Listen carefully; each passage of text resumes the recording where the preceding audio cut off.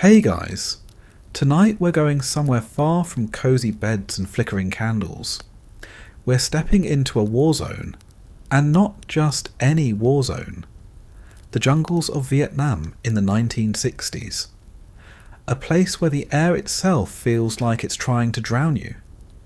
The food could double as construction material, and the only thing keeping many soldiers awake, moving, and barely functional was a steady supply of government-issued pills. That's right.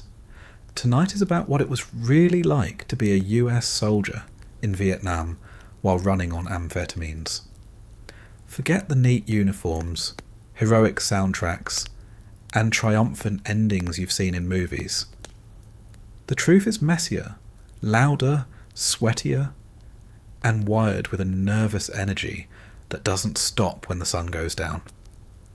Before we dive in, if you enjoy drifting off with me on these strange journeys through history, make sure to hit that like button and subscribe, but only if it feels right. No pressure. I'd also love to know where you're listening from. Drop it in the comments. Your city, your time zone, maybe even what you've got playing softly in the background while you fall asleep. It's always a little surreal to think about people scattered across the world, lying in the dark, all tuning into the same story together.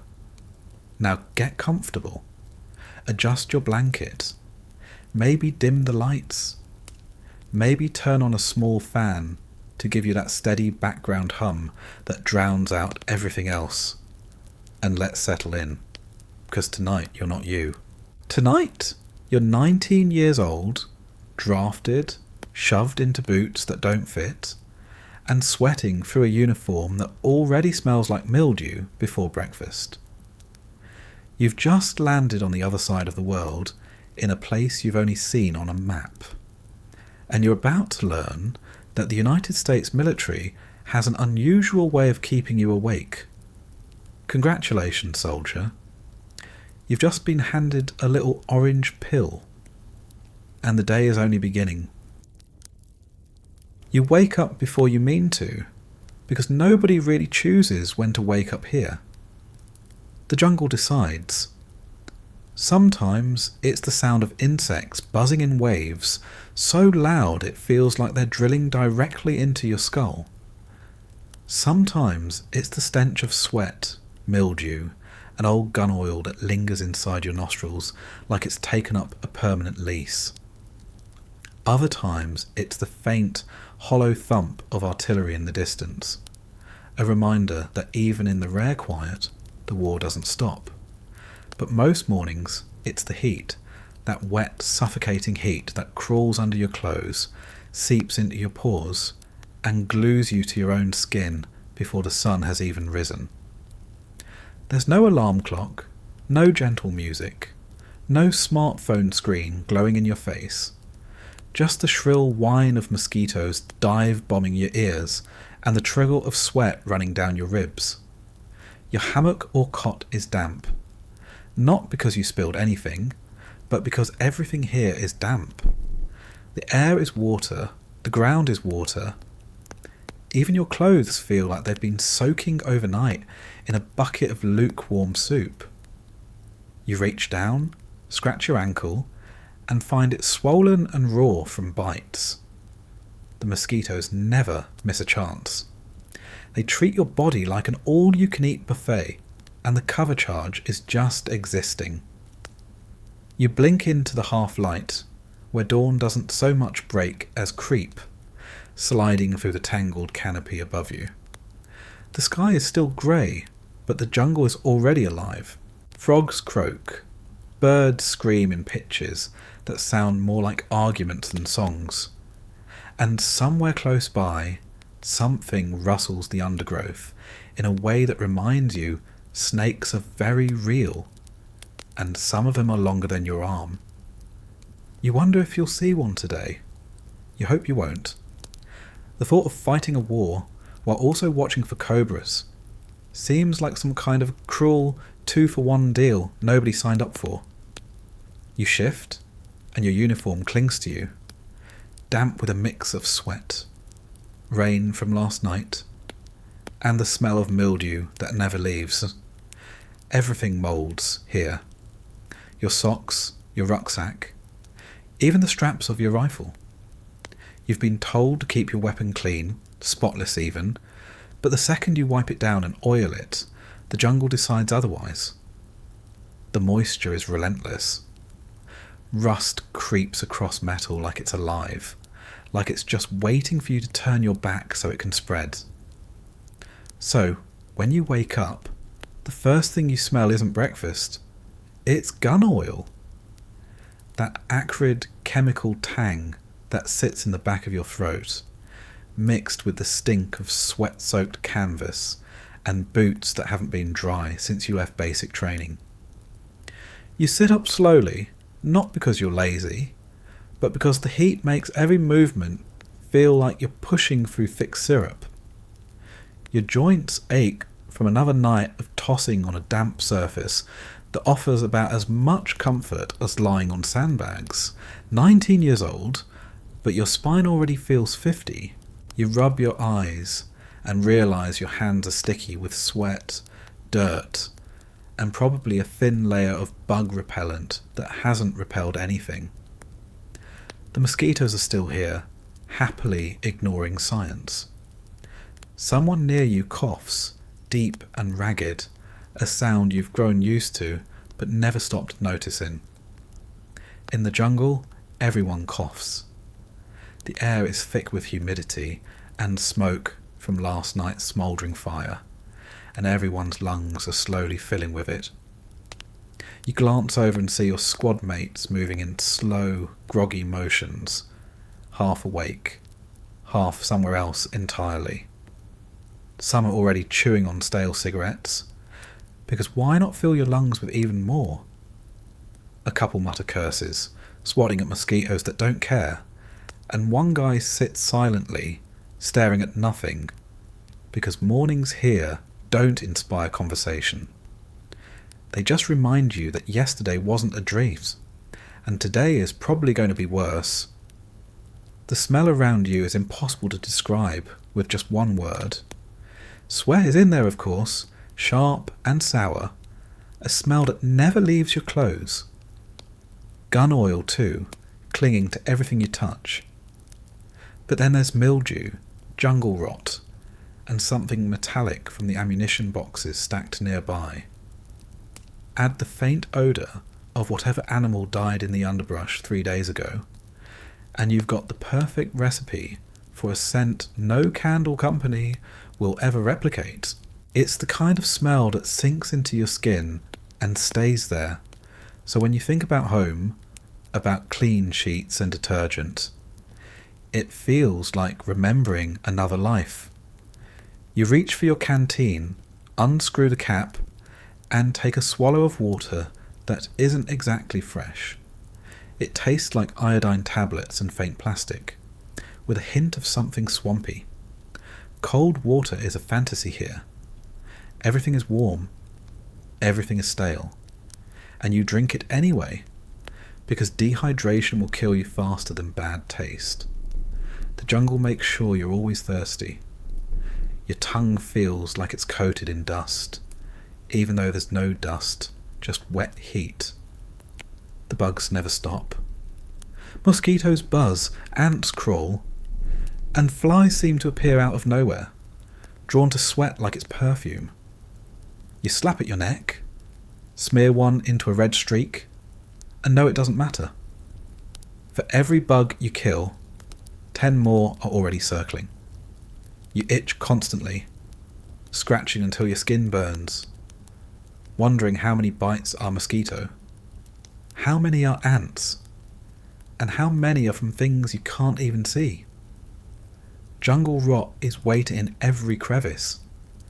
Your socks are soaked, your boots rub raw, and your feet feel like they're slowly dissolving inside the leather. You'll deal with it later, because right now, you're too tired to care. Tired isn't even the right word. Exhaustion is part of you now, stitched into your skin like another layer of uniform. You never sleep properly. There's no deep rest, just shallow dozing, interrupted by noises, sweat, or the gnawing unease that someone could be out there, moving silently through the trees. The amphetamines are supposed to fix that, to keep you sharp, keep you moving, keep you awake. But right now, before you swallow one of those tiny pills, you just feel the weight pressing on you, pulling at your bones, daring you to lie back down and never get up. You glance at your rifle lying beside you, black metal already beading with moisture in the morning air. It's your lifeline and your burden, something you're told never to let out of reach. You run your hand over the stock, feel the slickness of oil, and check the magazine out of habit. Loaded, as always. Ready, as always. But in the back of your mind, you know it doesn't matter how ready you are if your body gives out, if your mind caves under the weight of the jungle, the war, and the chemical buzz waiting in your rations. Someone nearby mutters for a light, and another flicks a match. The tiny flame looks out of place in the dim, grey morning, like it's the only warm thing in the world. Cigarette smoke mixes with the damp air, sharp and acrid, sinking into your lungs, whether you smoke or not. You take another sip of warm water, rub at your eyes again, and try to pretend you're anywhere else. But you're not. You're here, in the jungle, on the edge of another day that will stretch endlessly, filled with marching, sweating, scratching, and swallowing pills that make you feel both invincible and hollow. This is the beginning. The heat pressing down, the bugs drilling into you, the taste of gun oil thick in your mouth. You can hear the jungle breathing all around you, alive, indifferent, and ready to swallow you whole if you let it. You look around at the place you're supposed to call home, though the word doesn't really fit. Back home, the word barracks might have made you picture neat rows of beds, solid walls, maybe even a roof that kept out the rain. Here, the reality is more like someone dropped a few planks, stretched canvas where it sagged the least, and called it good enough. It's shelter in the most technical sense of the word. Walls that don't really stop anything, a roof that leaks at the first hint of monsoon rain, and floors that are half dirt, half mud, depending on the weather.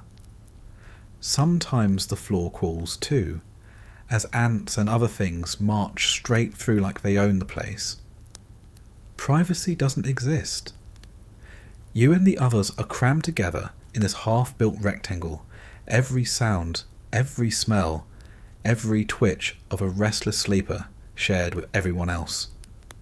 Snoring, coughing, muttering through dreams, the occasional curse when someone rolls onto their rifle or smacks into a cot frame. It's all part of the background. You might close your eyes, but you never really tune it out. In fact, you can't. It's impossible not to know when someone shifts in their sleep, when someone lights a cigarette, or when someone stirs in the dark because they dreamed of something they'd rather not talk about. The air inside is thick, heavier than outside, if that's even possible. The canvas traps heat like an oven, and by midday, lying in here feels like baking alive in a damp box. The smell is worse. Sweat, mildew, unwashed uniforms, wet boots, and that constant undernote of insect repellent and gun oil. It's a smell that builds in layers. You might think you get used to it, but the truth is you don't. You just learn to live inside it, the way you live with the heat, the bugs, the constant wetness that clings to your skin. Your cot, if you're lucky enough to have one, is a thin frame with canvas stretched across it. It sags in the middle, digs into your back, and leaves you feeling like you slept on a sack of rocks. Some men have hammocks. Some sleep straight on the floor, which isn't much worse because the cots still soak up moisture, still mildew, still smell like something you wouldn't want near your face. The sheets, if they exist, are already stained with sweat that no amount of scrubbing can remove. Mostly, you lie down and pretend it's good enough, because the only other option is standing, and you do enough of that already. When the rains come, the whole place turns into a swamp. Water seeps through the roof, drips onto your gear, soaks your socks, puddles around the cot legs. You wake up with damp blankets, damp boots, damp everything. The air smells like mould the second the downpour ends, and the wood beams start to rot before your eyes. Rats find their way inside, chewing at rations, darting across the floor at night. You tell yourself you'll chase them out, but they're faster, bolder, and somehow always one step ahead. They live here as much as you do, maybe more. Noise carries. The jungle outside never shuts up. Cicadas scream like buzzsaws.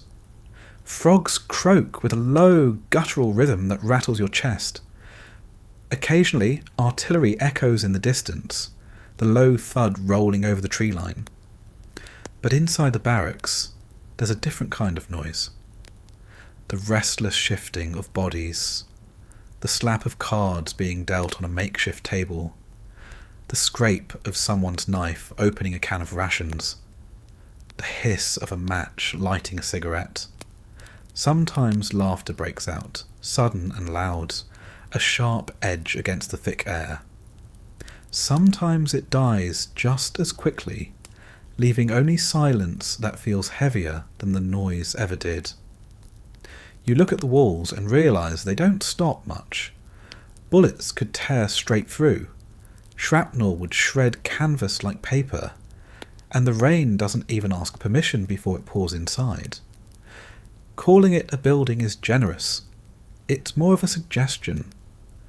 A place where soldiers gather because there's nowhere else to go, not because it offers real protection. You sit there and think about how different it looks from the barracks in training camp, the ones with actual roofs and wooden floors that stayed dry. Those weren't comfortable either, but at least they weren't falling apart before your eyes. At night, the heat doesn't let up. You lie there on the cot, uniform still damp, sweat pooling at your lower back, mosquitoes whining around your ears. The netting, if you have any, has holes in it. They always find the holes.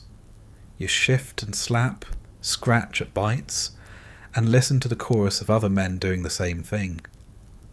Someone mutters about home, someone else whispers a prayer, and you all lie there pretending sleep will eventually come.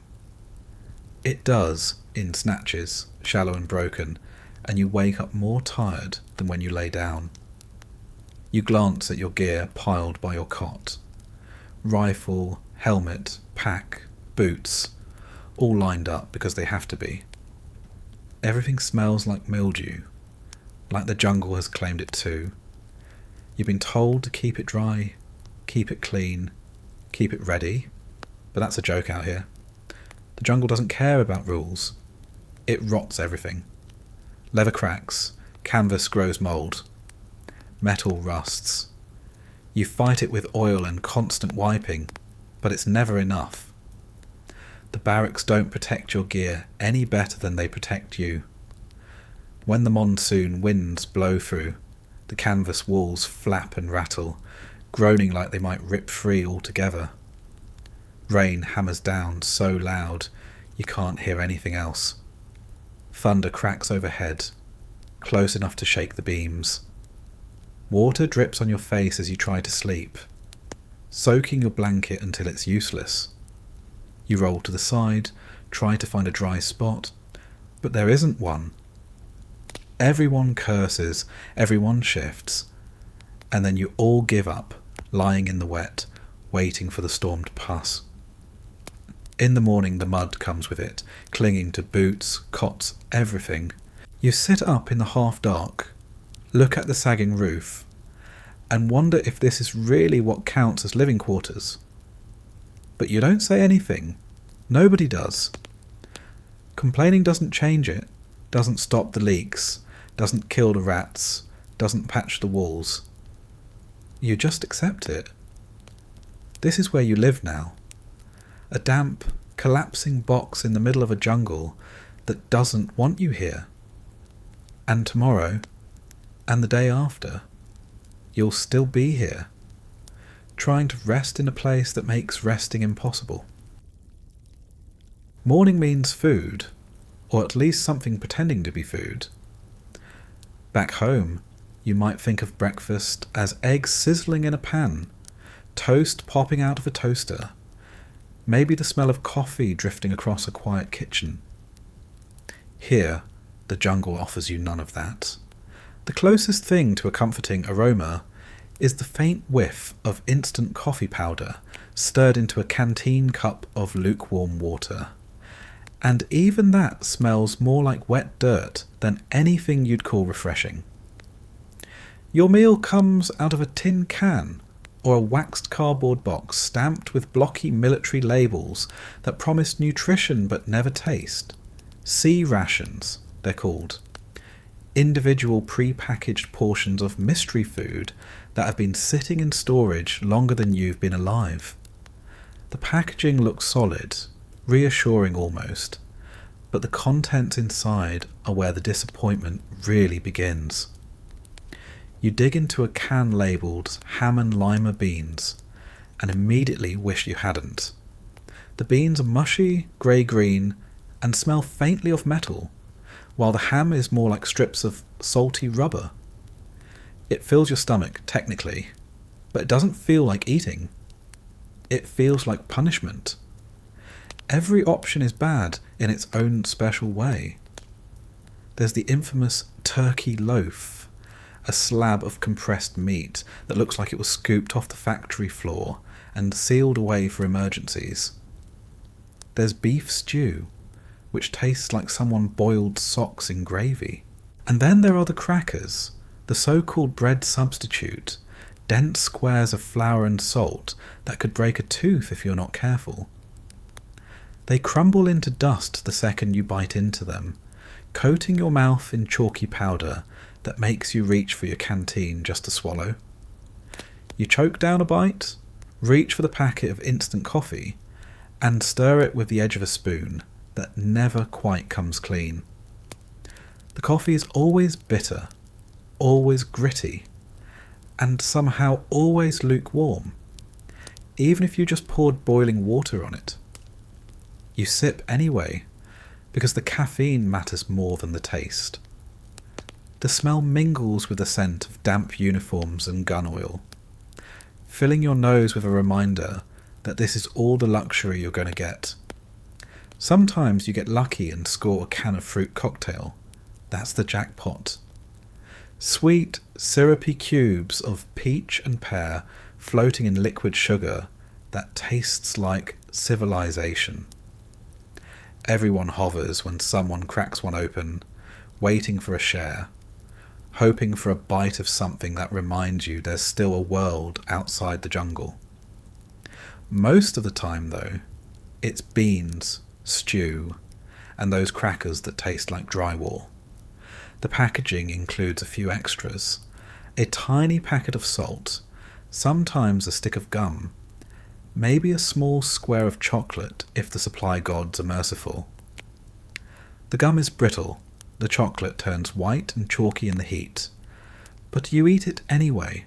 Sugar is sugar, and in a place where every bite feels like chewing through cardboard, even the worst candy feels like gold. Cigarettes come in the pack too. Short, thin, always stale. You light one up, or you don't, but either way the smoke drifts through the barracks, mixing with the already heavy air until it feels like everyone is breathing through a dirty filter. The ritual of eating is fast, mechanical. You tear open cans with the dull edge of a knife, scoop with the same spoon you'll use for everything else, and swallow quickly before you can think too hard about what it tastes like. There's no savouring, no enjoying, just chewing, swallowing, and moving on. Food is fuel here, nothing more, and half the time, even that's debatable.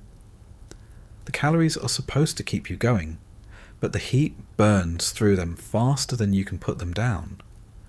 By the time you've finished, you're still hungry, still craving something that doesn't taste like tin and dust. The men around you eat the same way, silently, or with a low grumble about how terrible the meal is. Complaining is part of the process, a kind of shared misery that makes the rations slightly easier to bear.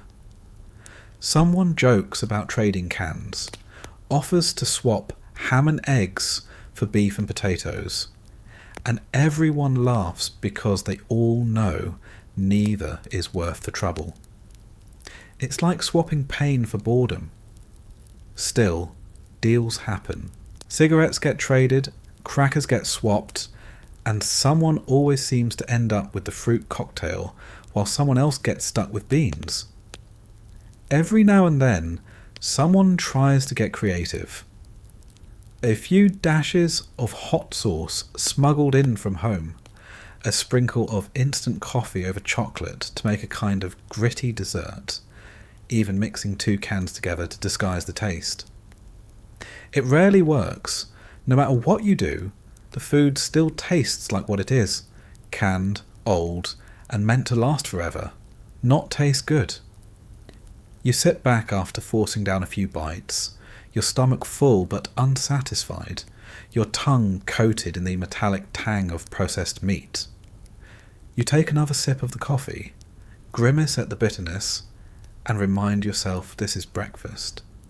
This is what you'll eat again at lunch and dinner, in some variation, until you stop noticing the difference.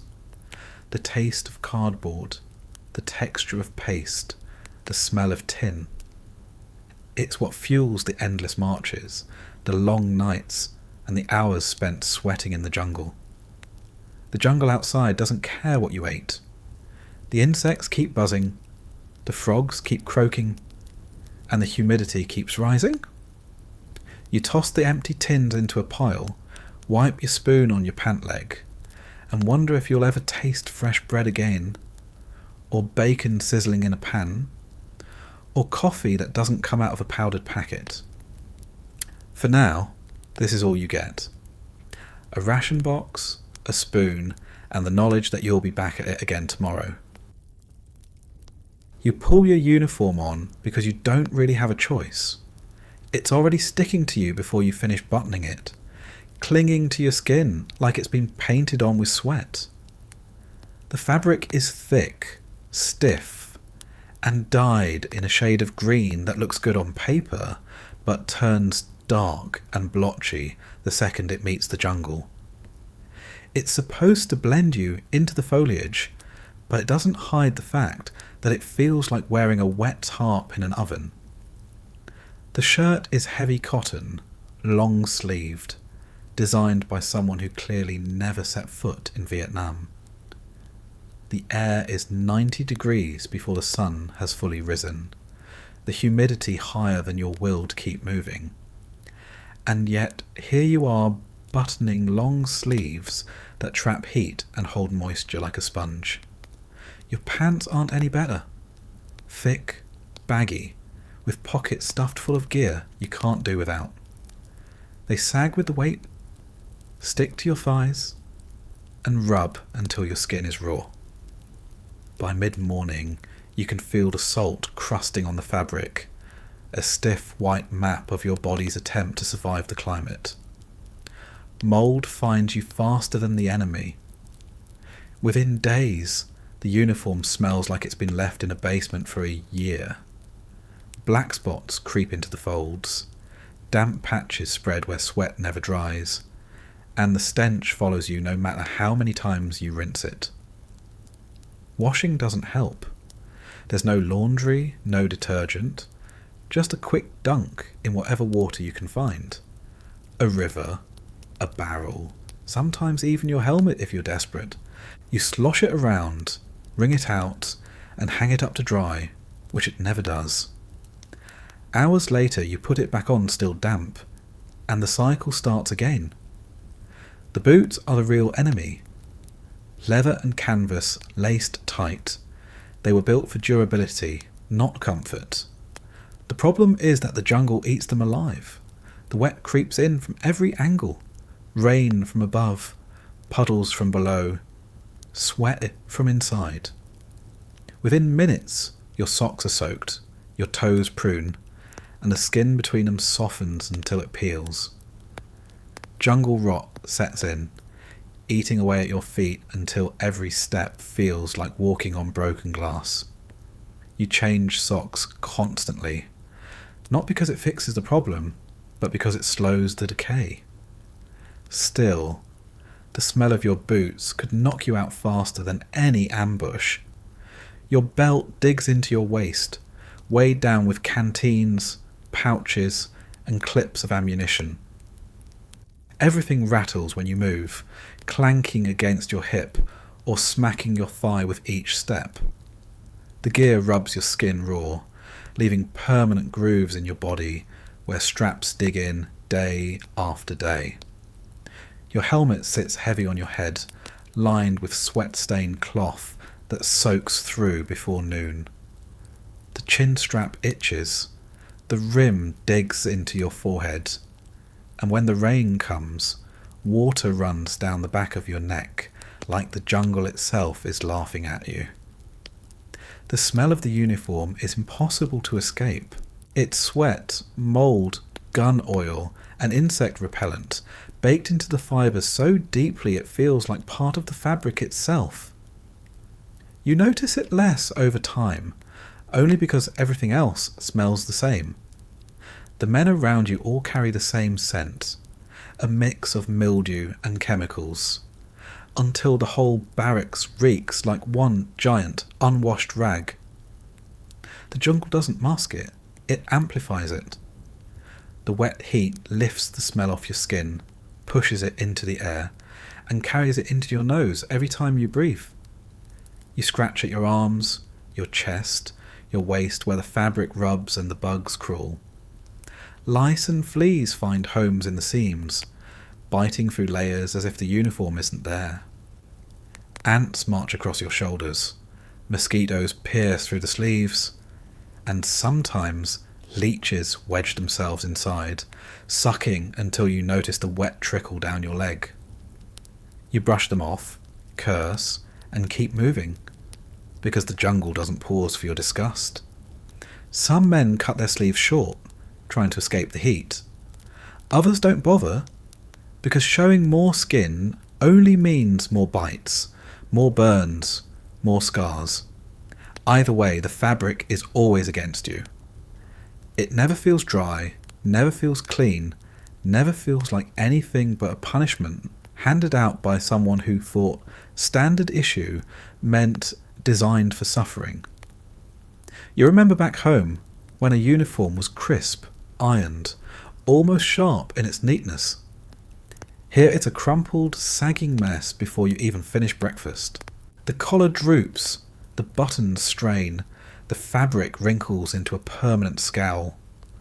No one bothers ironing. No one bothers with polish.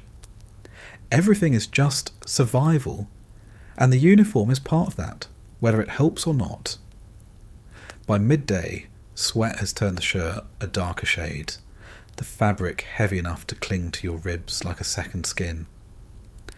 The pants sag with moisture, the cuffs dragging in mud until they stiffen into crusty edges that cut into your ankles. The boots squelch with every step, your socks steaming inside. And still you march, because there's no choice, no alternative.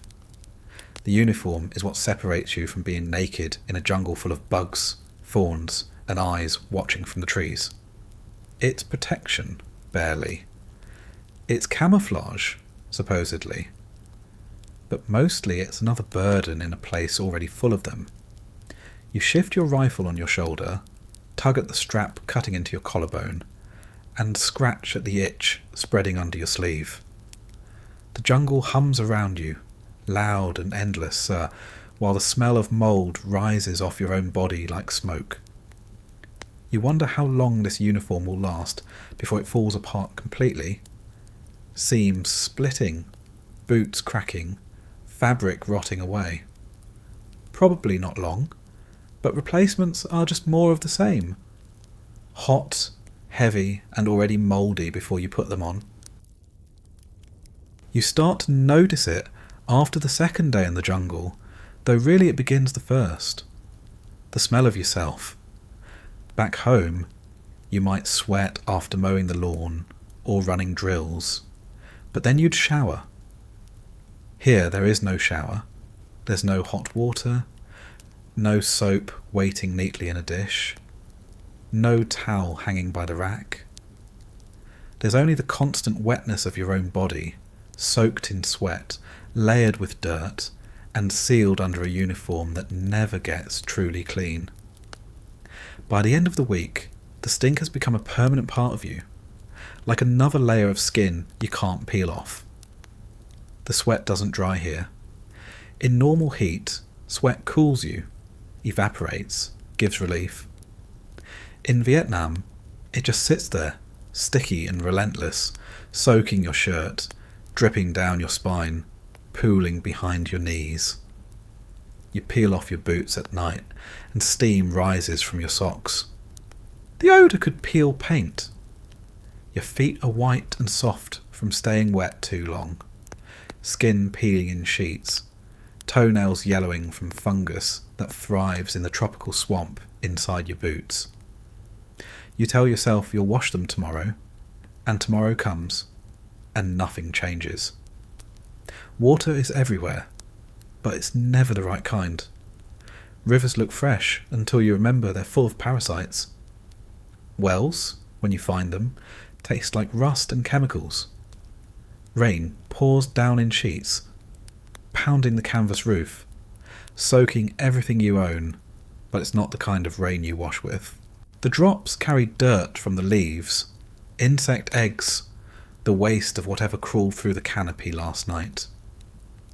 You could strip down and stand in it, but you'd come out just as filthy, just colder. Sometimes there are barrels filled with rainwater.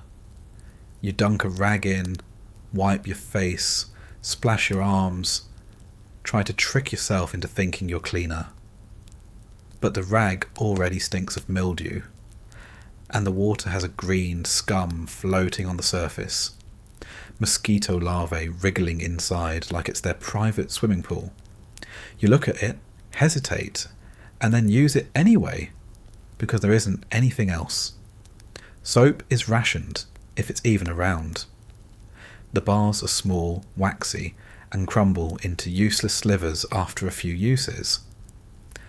Most of the time you skip it, not because you want to, but because there isn't enough to go around. When you do scrub, you're just smearing the grime around, taking off one layer while pressing another deeper. Your fingernails stay black, the cracks in your hands fill with dirt, and the stench never leaves. Your hair mats with sweat, lice crawling through it like they've got permanent residence. You scratch until your scalp bleeds, then stop, then scratch again because you can't help it. Fleas bite at night, leaving rows of welt across your legs, your stomach, your arms. The itch wakes you, keeps you from sleep, drives you to dig at your own skin until it burns. You look around in the dim barracks and see everyone else doing the same thing, hands roaming over bites, scratching absently in the dark. Nobody cares. Nobody comments. It's just what life looks like here. Teeth are no better. Brushing is more of an idea than a practice. You've got a toothbrush maybe, a stiff bristled thing that does more damage than cleaning, and a tube of powdery paste that tastes like chalk. You drag it across your teeth when you remember, spit into the dirt, and rinse with warm water that doesn't help the taste. Half the time you skip it. The cigarettes, the instant coffee, the rations, they've already done their damage. Everyone's breath stinks. Everyone's teeth yellow. It's just another part of the uniform, another sign you're here. The smell of the barracks proves the point. A dozen unwashed bodies, boots full of rot, socks steaming on the floor, uniforms stiff with dried sweat. It hits you the moment you walk in. There's no air freshener, no fan, nothing but the heavy, sour reek of men marinating in their own grime. You sit down, breathe it in, and eventually stop noticing, until you leave and come back again. That first breath is always a punch to the gut. Once in a while, you hear about a shower unit set up further back, pipes strung from a water truck, lukewarm spray cascading down on lucky men who aren't crawling through the jungle that day. You imagine what it must feel like. The soap, the scrubbing, the brief illusion of being human again. But for you, it's just a story. Something you'll get to someday. Most days, you're stuck with the barrel, the rag, or nothing at all. You itch constantly. Heat rash blooms across your chest, thighs, armpits. Tiny red bumps that sting and rub raw under your damp clothes. No powder, no cream, no relief. You just keep moving, adjusting your belt, scratching when you can, ignoring it when you can't. The skin peels, cracks, oozes. You tie a rag around it, keep going. Tell yourself it will heal on its own. Out here, it either does or it doesn't. Your uniform never dries, your boots never stop stinking, your hair never feels clean, and your skin never breathes. You think about the shower back home, the water running hot, the steam rising, the soap foaming in your hands.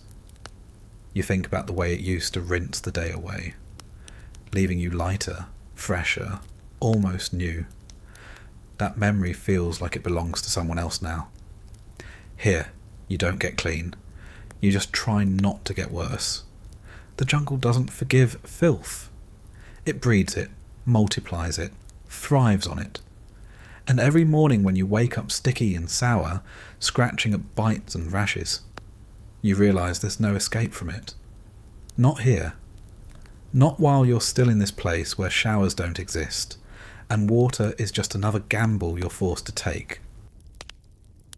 You look down at your boots, the same pair you've been wearing since the day you landed, and you already know what waits inside. They were new once, stiff leather, canvas sides, laces pulled tight across clean socks. That was back in training, where the ground was dry, and you could actually imagine a day when your boots might hold up. Out here, in the jungle, they've already lost the fight. The soles are caked with mud that never comes off. The seams are splitting where water has soaked through 100 times, and the insides feel like you're walking in a swamp that happens to fit your foot. Every step squelches. You lace them tight, hoping to keep the water out, but it doesn't matter. The jungle doesn't care about your laces. Rain pours down, puddles wait in the undergrowth. Streams cut across the trails. The ground itself is wet, and no amount of stomping shakes it loose. By mid-morning, your socks are soaked through. By night, they smell like a biology experiment gone wrong. You peel them off slowly, careful not to take skin with them, and your feet are pale, soft, and wrinkled like they've been soaking in a tub for hours. The only difference is that tubs back home don't give you fungus. The blisters start almost immediately. First it's a hot spot on the heel, then a raw patch on the toe, then another across the ball of your foot. You try to ignore it, shifting your weight, limping a little, but the miles don't stop coming. The leather rubs, the wet socks stick, and soon you're bleeding into the fabric. You tell yourself you'll change them tonight, and you do, but the next pair is already damp before you even slip them on. The jungle makes sure of it. Nothing stays dry, not even the socks you tucked carefully in your pack.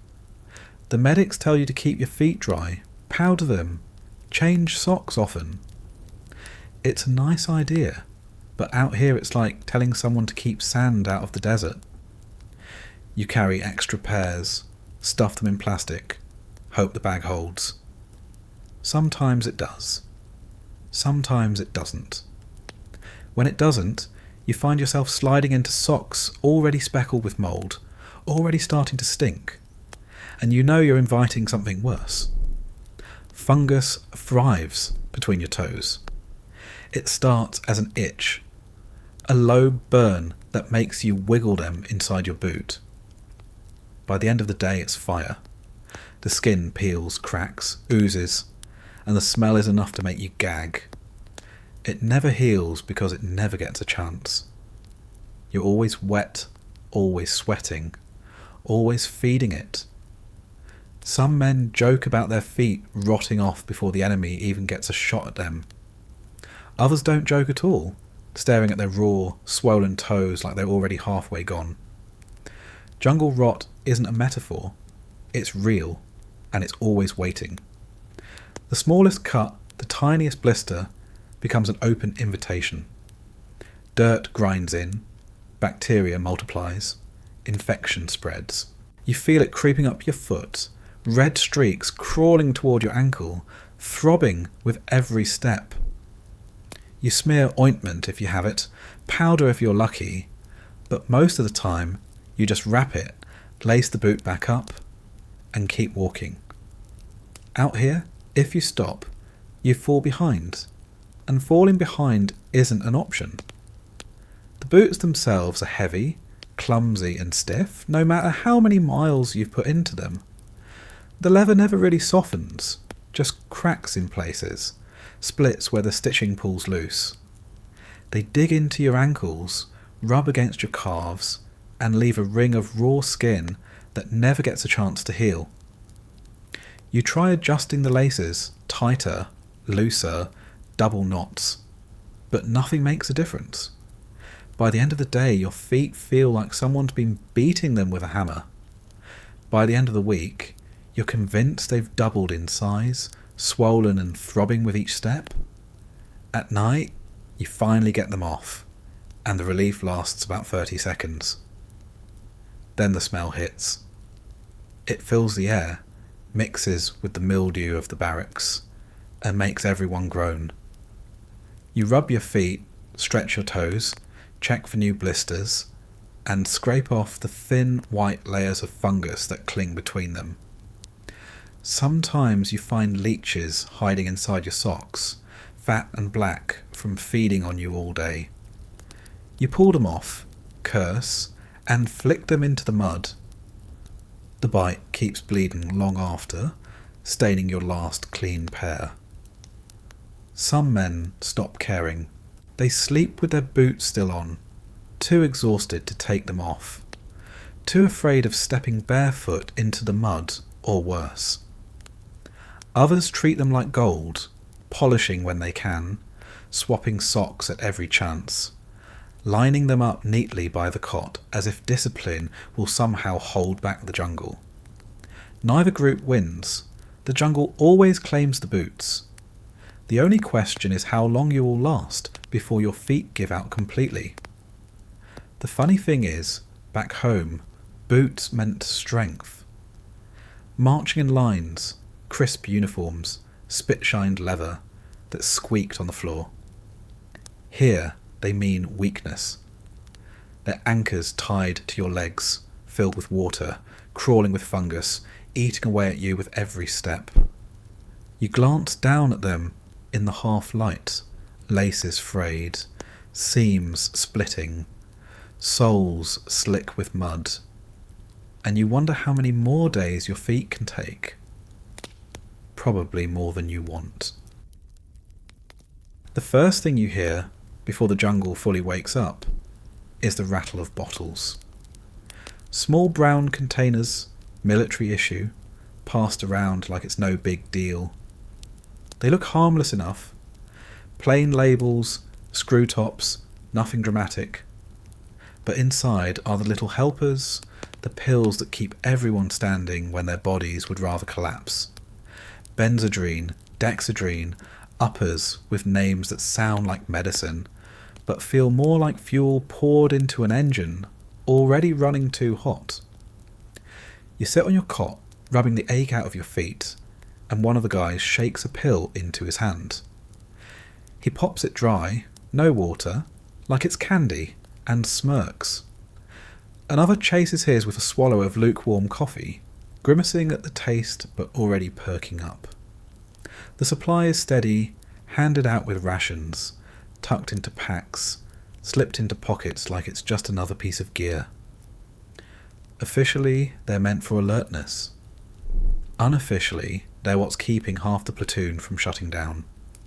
The pill is small, bitter on your tongue, chalky at the edges. You swallow it and feel nothing at first.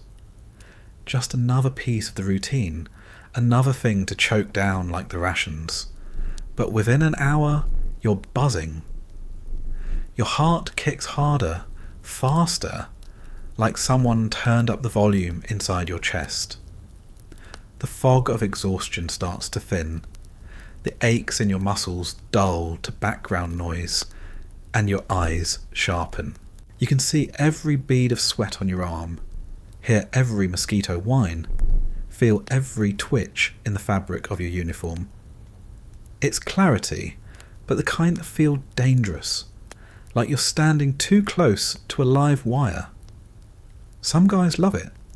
They laugh louder, talk faster, joke about how they could march for days without blinking. Their legs bounce, their hands shake, and their eyes shine like they've been lit from inside. They joke about being supermen, about running circles around the enemy, about being unstoppable. Others just go quiet, staring at nothing, their jaws tight, their fingers drumming on their rifles. The pill doesn't treat everyone the same.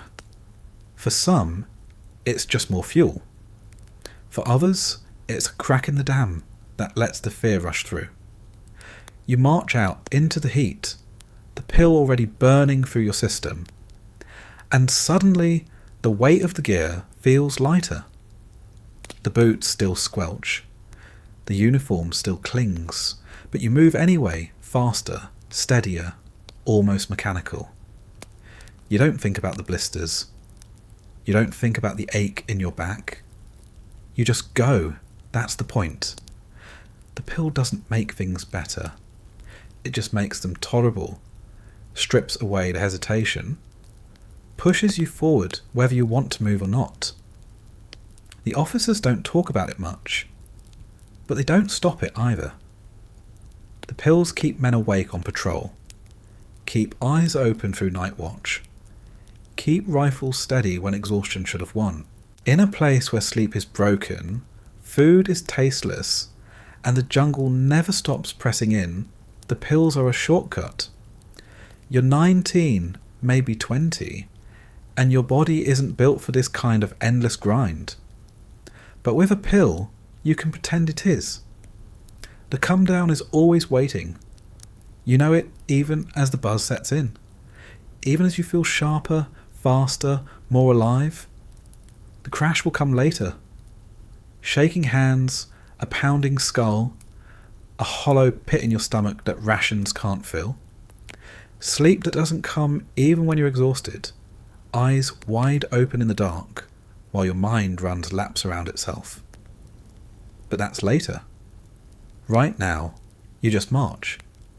Right now, you just hold your rifle tighter, squint into the trees, and keep moving because stopping isn't an option. You glance at the others and see the same thing in their faces. Wired grins, twitching jaws, restless hands. Some chew gum until their jaws ache, just to have something to do. Some hum under their breath, tuneless and broken. Some mutter to themselves, lips moving fast, eyes darting at shadows that aren't really there. The pills blur the line between sharp and jittery, and out here, no one can tell the difference until it's too late. You wonder what's worse, the exhaustion that eats you alive when you skip a dose, or the electric restlessness that burns through you when you don't. Either way, the jungle doesn't care. It just keeps pressing, humid and endless, while you swallow another pill, wipe the sweat from your face, and tell yourself this is normal. That it has to be. That it's better than collapsing in the mud. Better than blinking at the wrong moment when something moves in the trees. The morning pill becomes part of the routine. Wake up in sweat, choke down rations, lace up boots, swallow, march. It's as regular as cleaning your rifle, as unavoidable as the heat. You don't think about what it's doing to your body, what it will mean years from now. You don't think about dependence, or addiction, or the way your hands won't stop trembling even when you're sitting still. You just think about getting through the day, one pill at a time. The jungle swallows you the moment you step off the beaten path. It isn't a trail so much as a line of crushed grass and hacked branches. And even that disappears within minutes. You march single file, eyes scanning the trees, boots sinking into mud that pulls like it wants to eat you alive. The pill you swallowed earlier is buzzing in your chest, pushing your legs forward even though your body feels like it hasn't slept in a month. Patrol means hours of walking, and it never feels like you're getting anywhere. The trees are endless, thick trunks rising into a canopy that blocks out the sun, vines hanging like ropes, leaves dripping water that falls in slow, heavy drops onto your helmet. The air is so wet you feel like you're breathing soup. You wipe your face, but it doesn't help. Sweat pours faster than you can wipe it away, soaking your collar, running into your eyes, stinging with salt. Your uniform sticks, your socks squelch, and the straps of your pack cut into your shoulders with every step. The pills make your eyes sharper, or at least that's what it feels like. Every leaf, every branch, every flicker of movement stands out in bright, painful detail.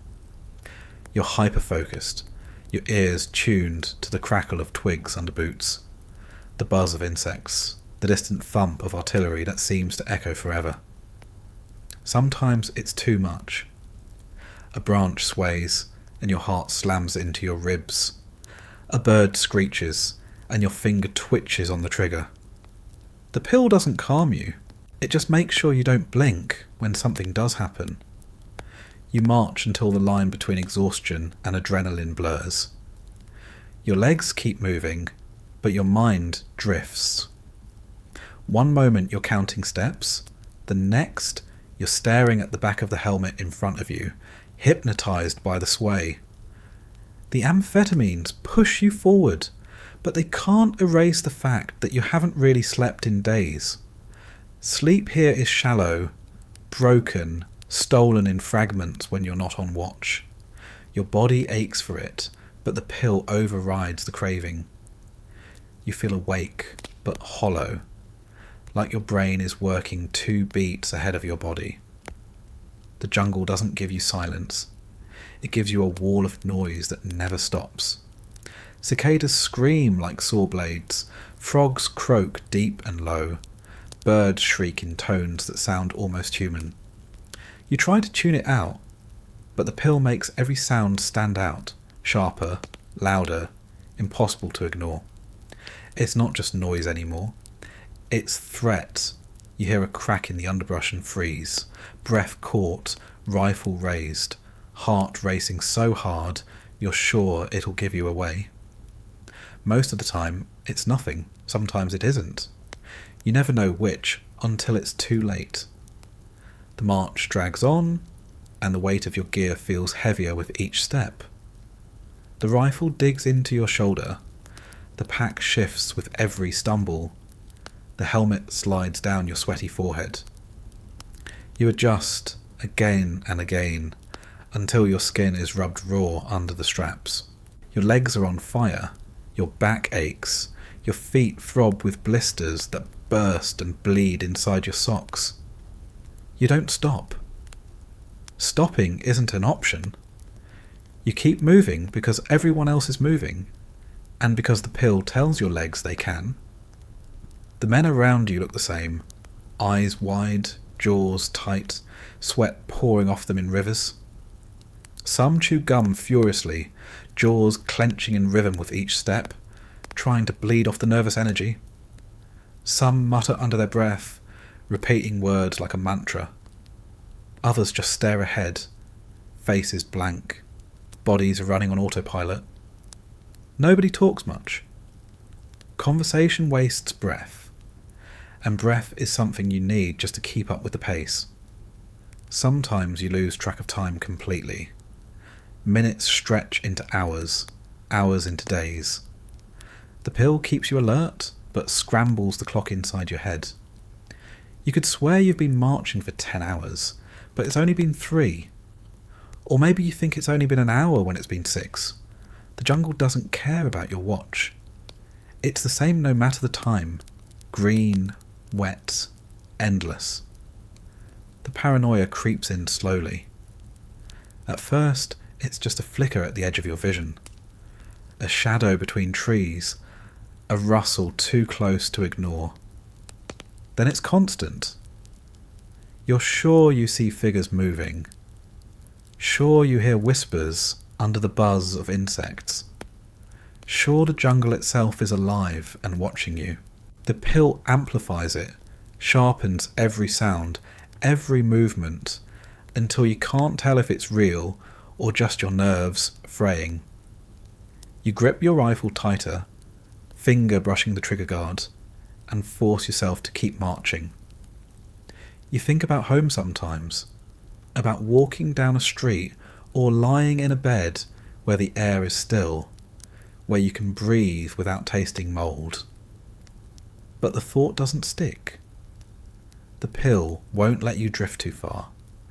It yanks you back, pins your focus to the mud, the trees, the helmet in front of you, the rifle in your hands. There's no room for daydreaming here.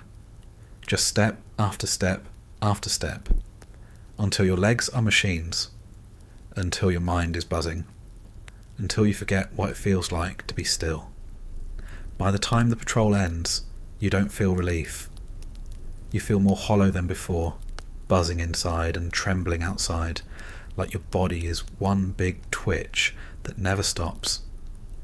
You sit down, slump against a tree, rifle across your lap, and the sweat keeps pouring, the bugs keep biting, the jungle keeps humming. You're exhausted, but wide awake. Your body wants rest, but your brain won't let it. The pill is seen to that, and you know the next one is waiting tomorrow. The air doesn't just surround you here, it attacks. From the moment you step outside, you feel it pressing on your chest, heavy and wet, as if the jungle is sitting on you and daring you to breathe. The heat isn't like home, where summer means bright skies and a warm breeze. Here it's damp, suffocating, and constant. There's no relief at night, no cool breeze to save you. The sun goes down, but the heat stays, locked in by the thick canopy above and the dense foliage around you. It's like living inside a pot of boiling water that never stops simmering. Your uniform is soaked before the morning is halfway gone. Sweat pours down your back, soaks your collar, runs into your boots until they squish with every step. The fabric clings to you, heavy and clammy, carrying the stink of salt and mildew that never fades. You wipe your face with your sleeve, but it's already wet, just smearing sweat into new places. You think about towels, about dry cotton, about stepping out of a shower and wrapping yourself in something soft. Here, the only thing you wrap yourself in is heat. The humidity makes breathing a chore. Every inhale feels thick, heavy, like sucking air through a sponge. You can't get enough. You pant quietly, try not to show it, but everyone else is doing the same. Chests heaving, shoulders rising and falling, the squad moving slower with each mile because the jungle is draining you faster than the march itself. Your lungs feel swollen, sticky, as if the air itself has weight. You dream about crisp, cold air, but wake up into more dampness. Your skin slick before you even roll out of the cot. It isn't just a discomfort. The heat here is dangerous. Heat stroke isn't a theory, it's a daily risk. You see it happen. A man stumbles, drops to one knee, eyes glassy, lips cracked, sweat pouring off him like a faucet. His helmet tilts forward, and before anyone can stop it, he's flat in the mud, body twitching, hands clawing at the air. Medics rush in, haul him to shade, pour water over him, but you know what it means. Out here, heat can kill as fast as bullets. Your own body feels like it's boiling. Your heart races constantly, thudding against your ribs as if it's trying to claw its way out. The pills make it worse, pushing your pulse higher, keeping your body on edge when what it really needs is rest. Your skin burns even in the shade, the damp fabric of your uniform rubbing it raw. Rashes bloom in places you don't even want to think about. Thighs, armpits, the small of your back where the pack digs in. You scratch, wince, adjust your straps, but there's no escape in it. The heat doesn't just wear you down, it eats you alive, one patch of skin at a time. You look around and see steam rising from the ground, vapour curling upward as the sun climbs higher. Every step you take kicks up the smell of wet earth, rotting leaves, and stagnant water. It sticks in your throat, mixes with sweat, fills your lungs until you feel like you're suffocating on the jungle itself. Even the animals sound like they're suffering. Birds scream, frogs croak, insects buzz with a desperate intensity, all of them baking in the same oven that's cooking you. The bugs thrive in it. Mosquitoes swarm your face, your neck, your wrists. They love the sweat, love the heat, love you. Ants march up your boots and bite into your ankles, leaving fiery welts that itch and burn for days. Flies land on your face, your arms, the rim of your helmet, and no amount of swatting keeps them away. You're covered in bites, scratches, welts, every inch of skin inflamed by something that crawls or flies. The heat amplifies it all, making the itch unbearable, the burn worse, the discomfort constant. Water doesn't help. You drink until your stomach sloshes, but it just sweats out of you within minutes, leaving salt stains on your uniform. The canteen is always warm, the water tasting faintly of iodine and plastic. You crave something cold, something clean, but all you get is more lukewarm mouthfuls that never refresh you. You know you're supposed to stay hydrated, but the jungle doesn't care. You can't drink enough to keep up with what it takes out of you. There's no escape from it. You sit in the shade and the air is still hot. You stand in the rain, and the drops feel like warm bath water, soaking your uniform until it clings even tighter. You lie down at night, and the cot feels like it's radiating the day's heat back into your body. The sweat never dries. The smell never fades. You're cooking slowly day after day, with no end in sight. The jungle itself feels hostile, as if it's designed to break you. The vines pull at your arms, The mud swallows your boots. The air clogs your lungs. The heat rots your skin. It doesn't need to fire a single bullet. It just waits. The environment alone can grind you down until you're nothing but blisters, rashes, and exhaustion. And still, you march, because there's nowhere else to go. And the only thing worse than walking in the heat is stopping in it. You don't need an alarm clock in the jungle, because the bugs make sure you never really sleep in the first place. They don't wait for sunrise. They don't care if you're exhausted. They come in waves, in swarms, in clouds so thick you wonder how you'll breathe without swallowing them. You slap at your arms, your neck, your face, and every smack leaves a smear of blood. Sometimes yours, sometimes theirs, sometimes a little of both. Mosquitoes are the main enemy. They find you no matter where you are, no matter how much repellent you smear on yourself, no matter if you hide under a net. The buzzing starts low, almost like a hum, and before long it's a shrill whine right by your ear. You flinch, wave them away, slap again, but they don't stop. They never stop. They drill into your wrists, your ankles, the thin skin behind your ears, places you didn't even think they could reach. Each bite swells, burns, itches, and then another one appears right next to it, and another, until your skin feels like a topographical map made entirely of welts. The repellent is supposed to help.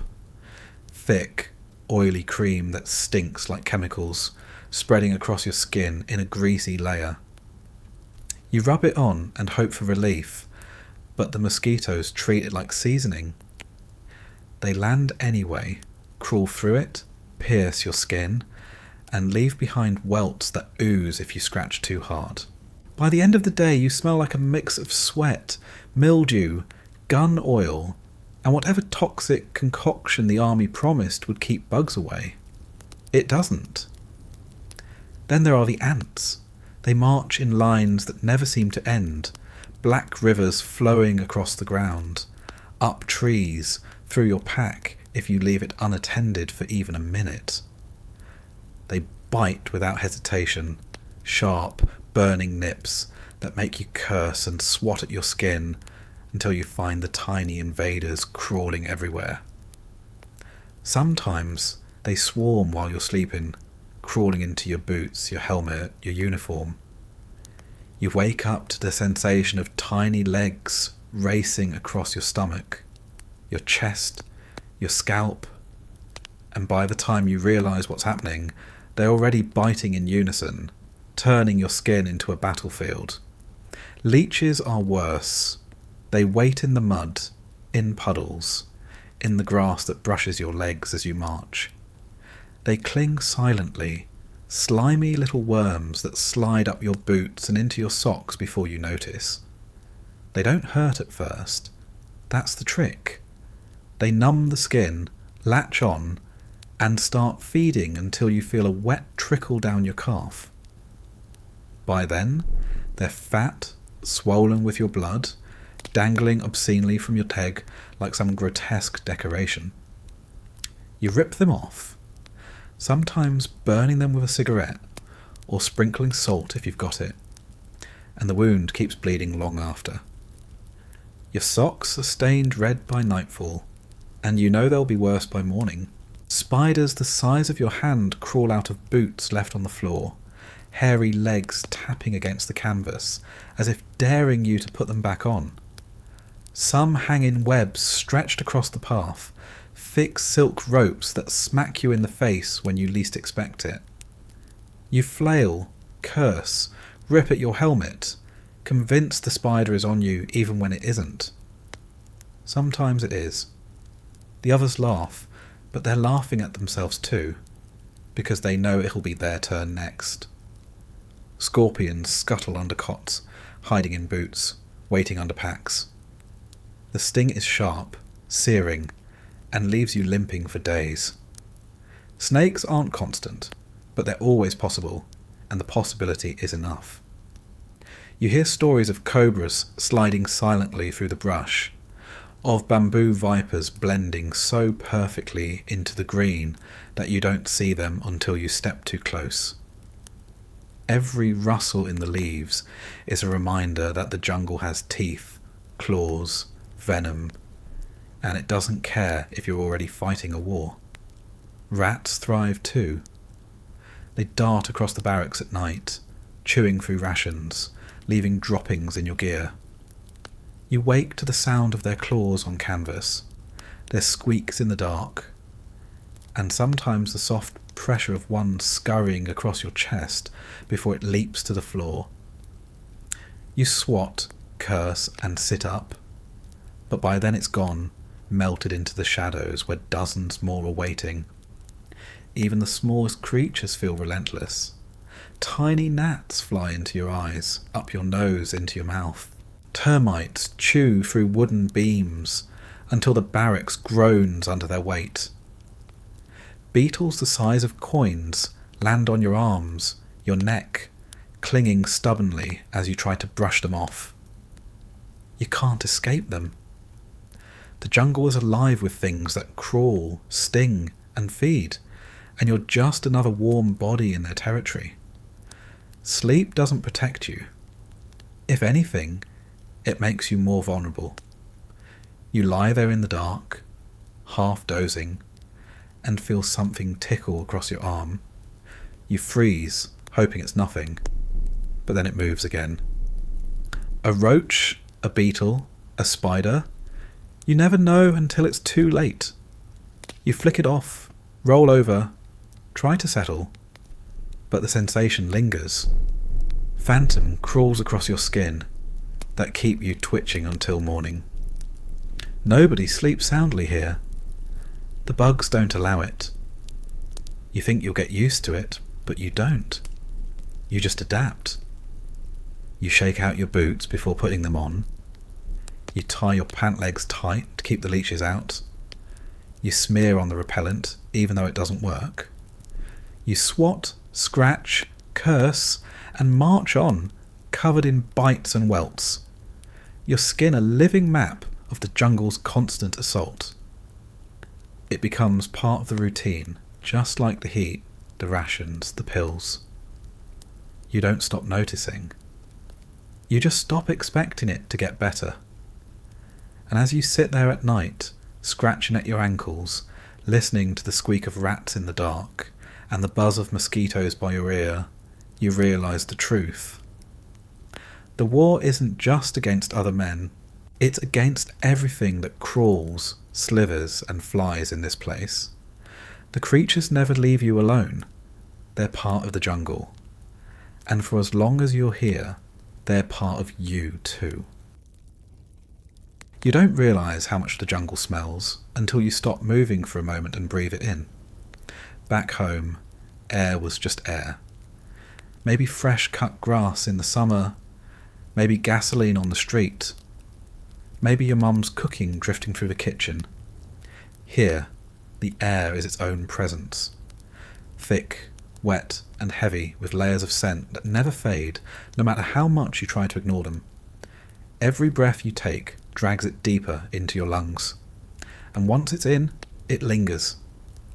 The strongest smell is always sweat. Yours, theirs, everybody's.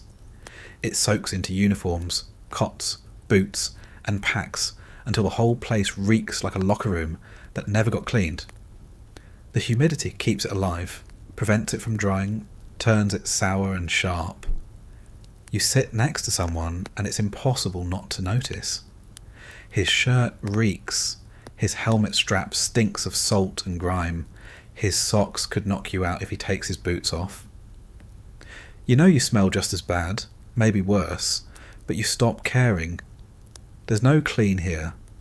Just layers of sweat piled on top of sweat until your skin itself feels saturated with it. Then there's smoke. Not the clean kind from a fireplace, or the faint drift of a cigarette on the porch. This smoke is acrid, thick, clinging. It comes from the endless burning. Brush cleared with fire. Garbage piles set alight. smouldering huts after a firefight, even bodies sometimes. It seeps into your clothes, into your hair, into your gear, into you lie down at night and smell it on your own skin, sharp and bitter, as if the war itself has marked you. Cigarette smoke mixes with it too, because someone is always lighting up. A dozen men puffing stale Rations cigarettes turns the barracks into a haze, the smoke clinging to canvas and faces alike. It all blends together into one choking background. And then, beneath it all, there's rot. The jungle never stops rotting. Leaves decay in piles underfoot, releasing a sweet, sickly odour that clings to your boots. Muddy ground bubbles with a stench of stagnant water, algae, and things long dead. Sometimes it's worse. Sometimes you catch the unmistakable smell of something human or animal, gone still in the heat, decomposing faster than you can bury it. That smell is the one you never forget. Sweet, foul, sticky in the back of your throat. It lingers for days, crawling into your nostrils until you swear it's still there even when the wind shifts. Rations add their own contribution. Open a can of ham and lima beans and the smell alone can gag you. Crackers crumble into dust that smells faintly of cardboard. Instant coffee carries the odour of burnt dirt. It all mixes with the sweat, the mildew, the smoke, until mealtime smells no different from marching, which smells no different from sleeping. Every part of life here is one long, endless odour that refuses to leave. Your gear has its own stench.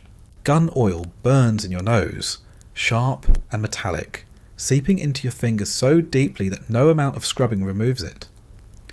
Ammunition smells faintly of copper and grease. Canvas packs reek of mildew, straps soaked in sweat and rain until they stink like damp rags left in a corner too long.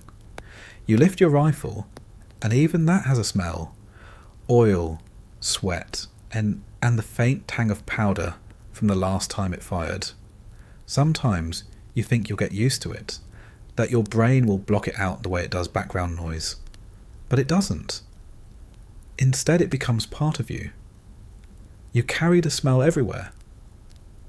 When you write home, the paper reeks of sweat and mildew before it ever leaves your hands. When you lie down, the stink clings to your pillow, your blanket, your cot. When you close your eyes, it's still there. The war isn't just loud and hot. It's smelly, inescapably, endlessly smelly. The worst part is how it sticks.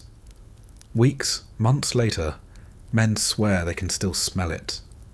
Back home, stepping into a basement after a rainstorm, opening an old trunk, standing near a campfire. The scent hits and they're back in the jungle instantly. Sweat, smoke, rot. It's not just memory. It's the war's fingerprint, burned into their nostrils, impossible to wash away. You inhale again, trying not to, and the mixture floods your senses. The sour salt of sweat, the bitter sting of smoke, the sweet rot of earth and flesh, the smell of war, thick and heavy, a constant reminder that you're not just in the jungle. You're inside it, breathing it, carrying it, and no matter how hard you try, you'll never forget it. The jungle doesn't give you warning. One moment you're marching, sweating, cursing the bugs, and the next the world erupts in noise. The first shot doesn't even sound real.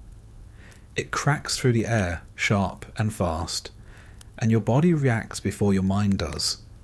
You drop, mud splattering up your uniform, rifle tight in your hands, heart pounding so loud you're sure the enemy can hear it. And then it starts. The firefight, the chaos, the noise that drowns everything else. The amphetamines don't let you freeze. Your body is already running too hot, your heart racing faster than it should, your hands jittery from the buzz.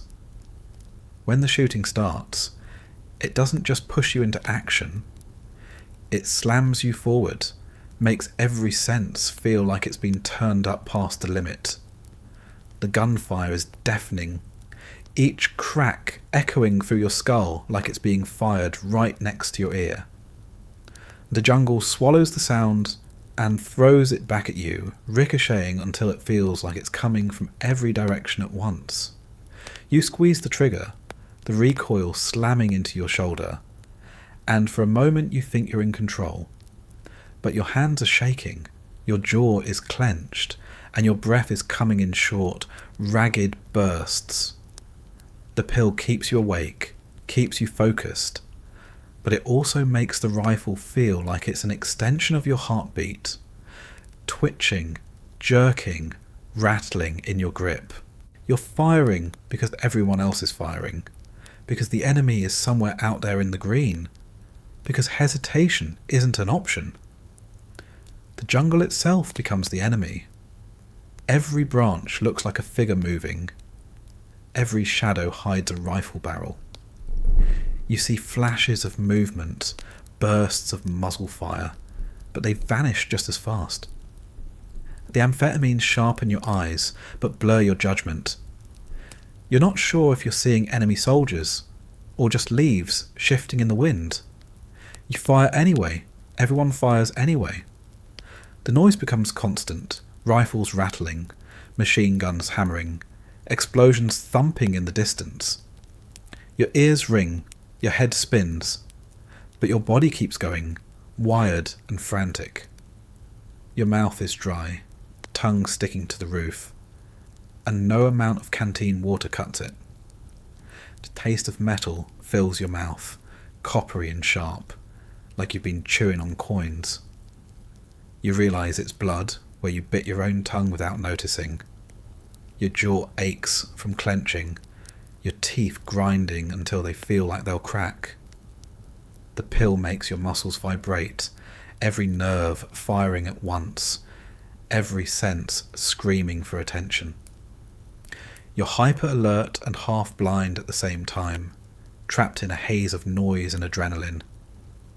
The enemy fires back, and the jungle shreds around you. Bark explodes from tree trunks. Dirt sprays into your face. Bullets whip through leaves with a sound you'll never forget. A sharp snap as they cut the air inches from your head. You press into the mud, cheek against the wet earth, heart hammering faster than the gunfire, and you realise you're not breathing. You force a gulp of air, shaky, shallow, and then fire again, because the alternative is doing nothing, and nothing here gets you killed. Time doesn't work during a firefight. Minutes stretch into hours, seconds vanish. You're convinced you've been firing for half the day, but when it stops, you realise it was only a few frantic minutes. The silence after is almost worse than the noise. Your ears ring, the world muffled, your heart still racing like the fight hasn't ended. Your hands won't stop trembling, even as you lower the rifle and glance around at the others. Their faces are wide-eyed, jaws tight, every chest heaving as if they've all just run miles. You can see the whites of their eyes, stark against the grime, the same wild stare you feel in your own. The pill won't let you calm down. The fight is over, but your body doesn't know it. You sit there in the mud, rifle across your lap, and your hands keep shaking. Your pulse refuses to slow, hammering in your chest, echoing in your skull. You want to breathe deep, to settle, but your lungs just won't cooperate. Every rustle in the trees, every snap of a twig, jolts you like another shot fired. The jungle has gone quiet, but your body is still in the middle of it. Some men laugh, sharp and broken, as if they can bleed the fear out with noise. Others sit silent, eyes fixed on nothing, lips moving without sound. Someone lights a cigarette, hands trembling so badly the flame flickers, and the smoke curls upward into the heavy air. You take a drag if it's offered, not because you want it, but because it gives your mouth something to do besides clench.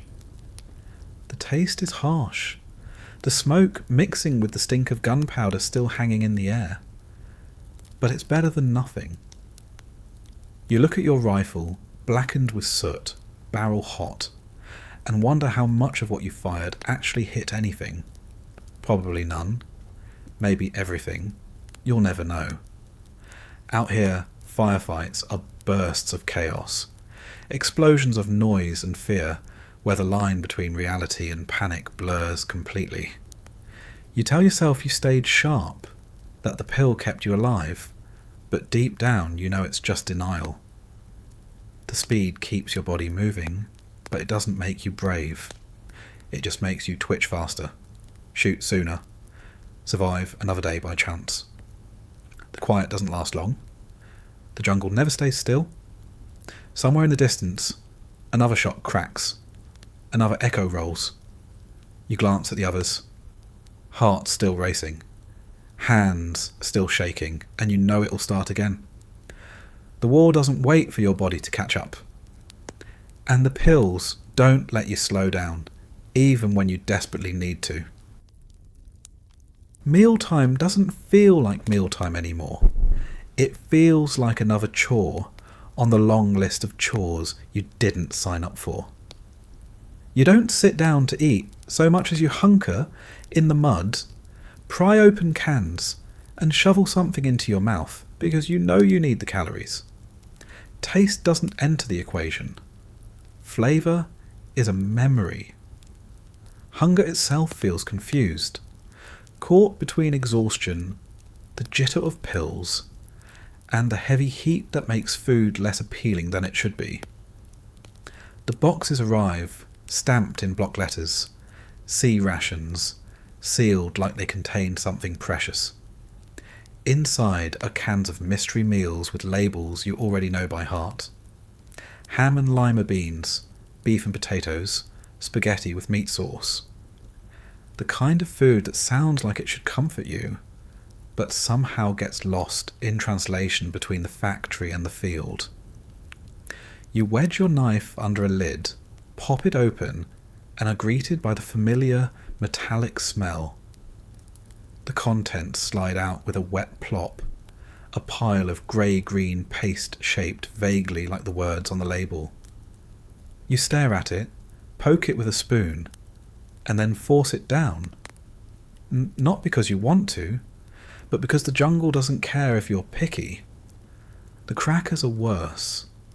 Dense, chalky, sharp at the edges, like someone baked drywall and sealed it in wax paper. They crumble into dust the second you bite, coating your tongue in powder that clings stubbornly to your mouth. You chew, swallow, cough, and reach for your canteen, only to realise the warm iodine-flavoured water makes the taste worse. Still you eat them, because you don't have a choice. Everyone does. Jaws working, eyes half-lidded, faces twisted in the same grimace of forced chewing. There are tiny luxuries hidden inside sometimes. A stick of gum, already stale, brittle enough to crack when you bite it. A packet of instant cocoa powder, which never dissolves properly, leaving gritty lumps that sink to the bottom of the canteen cup. A small chocolate bar that turned white and chalky in the heat, but still tastes enough like sugar to make your brain light up for a moment. And then, of course, the cigarettes. Thin, short, harsh. You light one or watch someone else light one, and the smoke mixes with the damp, heavy air, layering itself onto the stink of sweat and mildew. It doesn't make the meal better, but it makes it different. And sometimes that's enough. The crown jewel of the ration is the coffee. Instant powder sealed in a packet, meant to be stirred into hot water.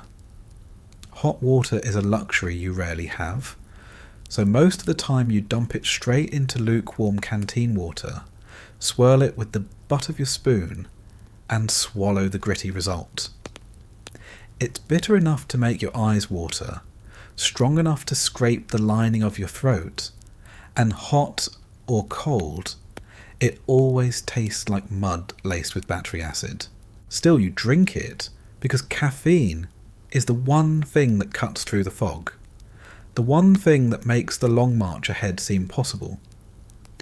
Men talk about the coffee like it's medicine.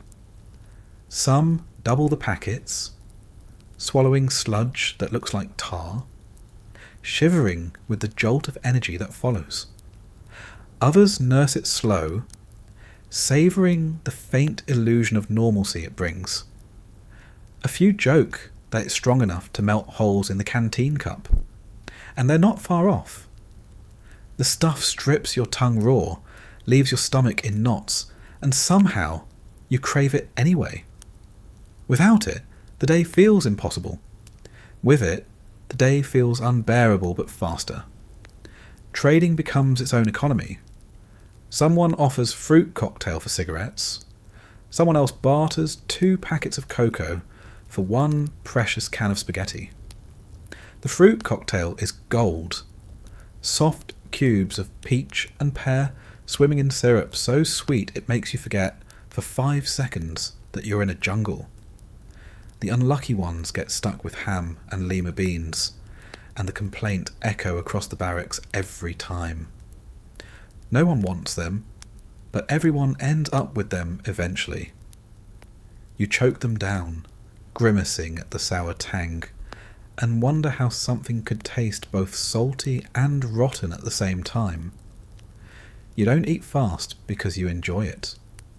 You eat fast because the sooner it's gone, the sooner you can stop thinking about it.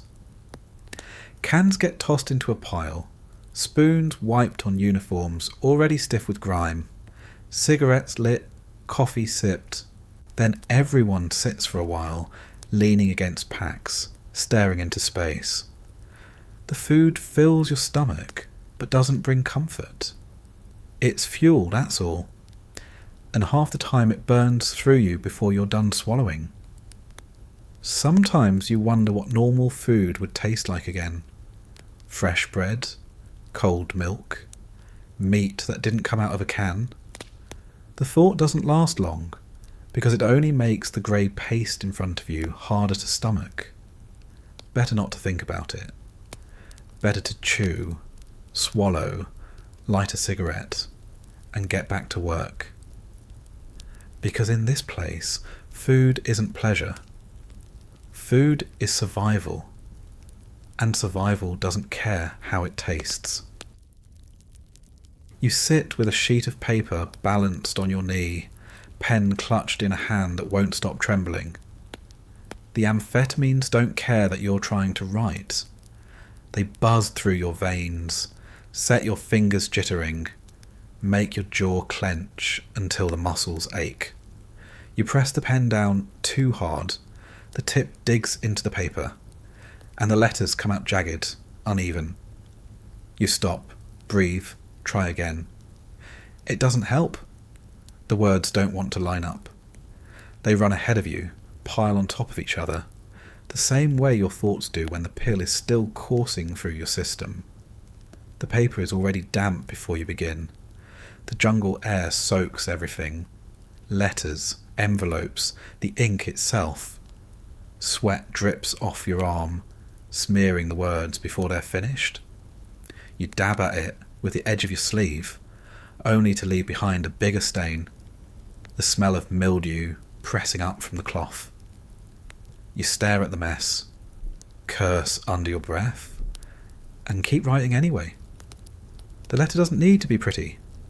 It just needs to be something. You start with the usual. I'm fine. It's the first lie, the one everyone writes. You know your mother will read it, or your wife, or your girl back home. And you can't give them the truth. You can't write about the smell of rotting earth, or the way mosquitoes drill into your skin all night, or how your heart races so fast on the pills you're afraid it might actually stop. So you write I'm fine, because anything else would keep them awake at night, and you've already got enough sleeplessness for both of you. Then you reach for something normal, the weather maybe. You scribble hot, cross it out, write humid, cross it out again. None of the words on the page capture the suffocating weight of air that sticks to your lungs. You write it anyway, a watered-down version of the truth, because you don't want to sound like you're complaining. You don't want to admit the jungle is beating you. So you say, the weather is rough but manageable, while sweat pours off your face and soaks the page. You try to talk about food. You write, the rations are okay, even though you gagged on ham and lima beans just hours ago, even though the coffee stripped the lining of your throat. You mention trading for fruit cocktail once, because it feels like a small story, almost cheerful, something they can picture. You don't write about the times you skipped meals, because the smell turned your stomach. You don't write about the constant diarrhea that leaves everyone weak. Nobody wants to read about that at the kitchen table. Your hand cramps from gripping the pen too hard. The letters turn shaky, spidery, like the handwriting of an old man. You shake it out, stretch your fingers, take a sip of coffee that's gone cold and bitter, and dive back in. The words spill faster now, tangled and rambling. The pill makes your mind race, thoughts leaping ahead of the pen, and you find yourself scribbling too quickly, lines crossing, words repeating. You pause, stare at the page, and realise none of it makes sense. You tear it out, crumple it, toss it aside, and start again. You want to say everything and nothing at once. You want to write about the noise, the firefights, the bugs, the fear that knots your stomach tighter every day. You want to write about the men next to you, how they laugh too loud and sleep too little, how some of them are gone now, and you don't want to say how. But the words stick in your throat. You write, I miss you, instead. Over and over. I miss you. 3 words that don't even come close, but they're safer than the truth. Sometimes you try jokes. You write about the coffee being strong enough to eat through a tin cup, about the rats stealing socks, about the way your boots squelch like they're alive. You exaggerate, make it sound funny, like camp stories from a summer gone wrong. You imagine them laughing, shaking their heads, thinking you're tough enough to handle it. You don't write about the nights you lie awake, eyes wide, convinced something's moving in the dark. You don't write about how tired you are, how jittery you feel, how sometimes the jungle seems to whisper your name. The homesickness creeps in while you write. You picture your house, your street, your kitchen table with its chipped edges. You can smell the bread baking in the oven, taste the coffee that doesn't come out of a packet, feel the sheets that were actually dry when you crawled into bed. You linger on the memory, scribble a line about looking forward to a good meal when I'm back, and then stop, staring at the words until your eyes blur. When. You wrote when, not if. You cross it out, rewrite it, and keep going, even though the word sticks in your throat. You fold the page carefully, sliding it into the envelope like it's fragile glass. The paper is warped from sweat, smudged from ink, stained with dirt, but it's all you've got to send. You lick the flap, tasting mildew, and press it shut. Your handwriting on the outside looks shaky, crooked, as if the jungle itself has left its mark on you. You set it aside for the next mail run, not knowing how long it will take, not knowing if it will even make it to the person waiting back home. When it's done, you sit there with the pen still in your hand, staring at the blank page in front of you. part of you wants to start another, to pour everything out this time, to tell the truth about the sweat, the fear, the way the pills keep you awake long after you want to stop. But you don't. You put the pen down, rub your aching fingers, and light a cigarette instead. The smoke fills your lungs, mixes with the heavy air, and you let it sit there. The words you didn't write hang in your head, too heavy to set on paper, too real to send home. The jungle doesn't sleep. It only changes voices. In the daytime, it roars with insects, birds, and the slap of boots through mud. At night, it hums and whispers, as if the trees themselves are leaning in to breathe down your neck. You sit in the dark, with your rifle across your lap, eyes wide, every nerve pulled tight, and you tell yourself you're awake because you're supposed to be. But the truth is you're awake because the pill won't let you be anything else. The amphetamines burn behind your eyes, keeping your lids open when they ache to close. Your pupils are wide, drinking in every flicker of movement, every shadow that shifts just outside the circle of vision. You hear everything: the croak of frogs, the buzz of mosquitoes, the distant rumble of artillery, and it all feels amplified, too sharp, too close. Every rustle in the brush sounds like footsteps, every snap of a twig like the crack of a rifle. Your heart jumps each time, hammering against your ribs, a rhythm faster than your breathing. You grip the rifle tighter, knuckles white, finger brushing the trigger guard. The barrel points toward the dark, steady in your hands but trembling just enough that you can feel it. You tell yourself you'll know the difference between a branch falling and someone creeping close. You tell yourself the pills are helping, sharpening your senses, making you a better watchman. But deep down, you're not sure if you're sharper or just jumpier. Out here the line is too thin to tell. The night stretches forever. Minutes tick by like hours, your mind counting each one as if keeping score. You shift on the log you're sitting on, feel the damp wood seep into your pants, and scratch at the bites blooming across your ankles. The mosquitoes don't care that you're on duty.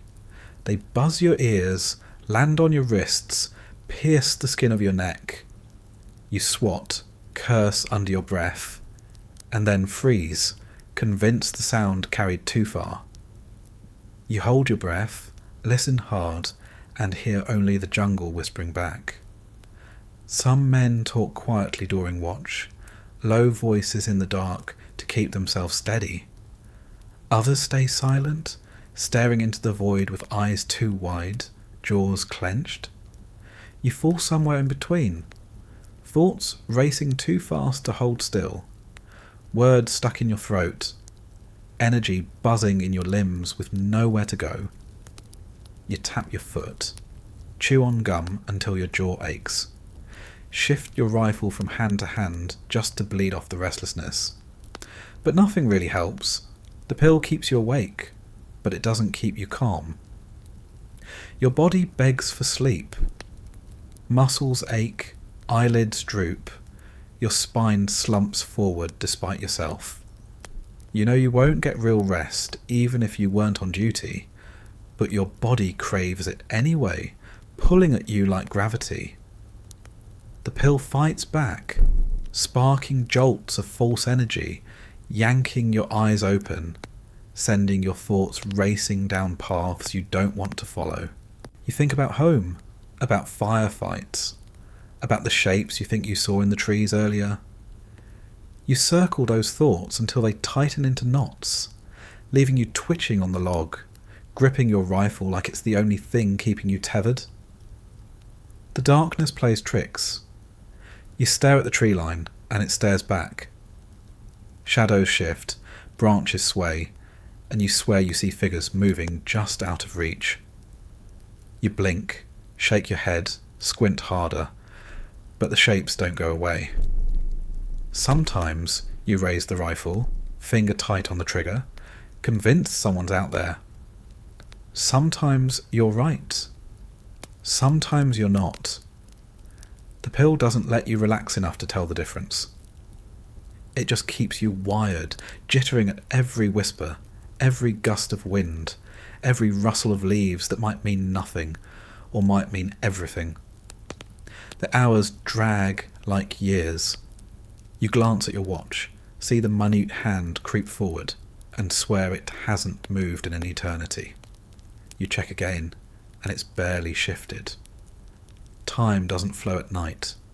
It crawls, slow and mocking, each second stretching into a lifetime of buzzing nerves and pounding pulse. By the time your shift ends, it feels like the night has lasted forever, and you've lived through all of it wide awake. When you finally get relieved, you lie down on the damp cot, close your eyes, and wait for sleep. It doesn't come. Your body hums like a machine still running, your heart too fast, your mind too loud. You roll over, shift, scratch, and stare at the canvas above you until dawn creeps in. The pill made you the perfect watchman. Eyes open, ears sharp, hands steady. But it stole the one thing you needed more than anything, the chance to rest before it all starts again. The jungle doesn't need to attack you directly. It gets into your head. It waits until you're tired, until the pills have made your hands shake and your heart rattle in your chest. And then it whispers. Every rustle in the leaves, every flicker of movement in the corner of your eye, every branch that shifts in the wind becomes something more. You know it's just trees and animals, but your body doesn't believe it. Your body believes the jungle is alive, watching you, waiting for the second you let your guard down. The paranoia starts small. A branch snaps somewhere off the trail, and you freeze, sure it's a footstep. Your finger tightens on the trigger, eyes scanning, sweat dripping into them until they burn. Nothing comes. You march again, heart still hammering, and then it happens again. Another snap, another shadow that doesn't look right. By midday, you're convinced the trees themselves are closing in, that the vines hanging across the path are snakes, that the grass hiding your boots is full of teeth. The pills don't help. They keep your eyes open, your ears sharp, your nerves humming like live wires. They make you notice everything, even the things that aren't really there. A bush rustles, and you see a man crouching. A bird screeches, and you hear a shout. The jungle hums, and you swear it's speaking a language just out of reach. You blink, rub your face, tell yourself you're imagining it, but your heart doesn't care. Your heart is still pounding, still certain that something is out there, stalking just beyond the trees.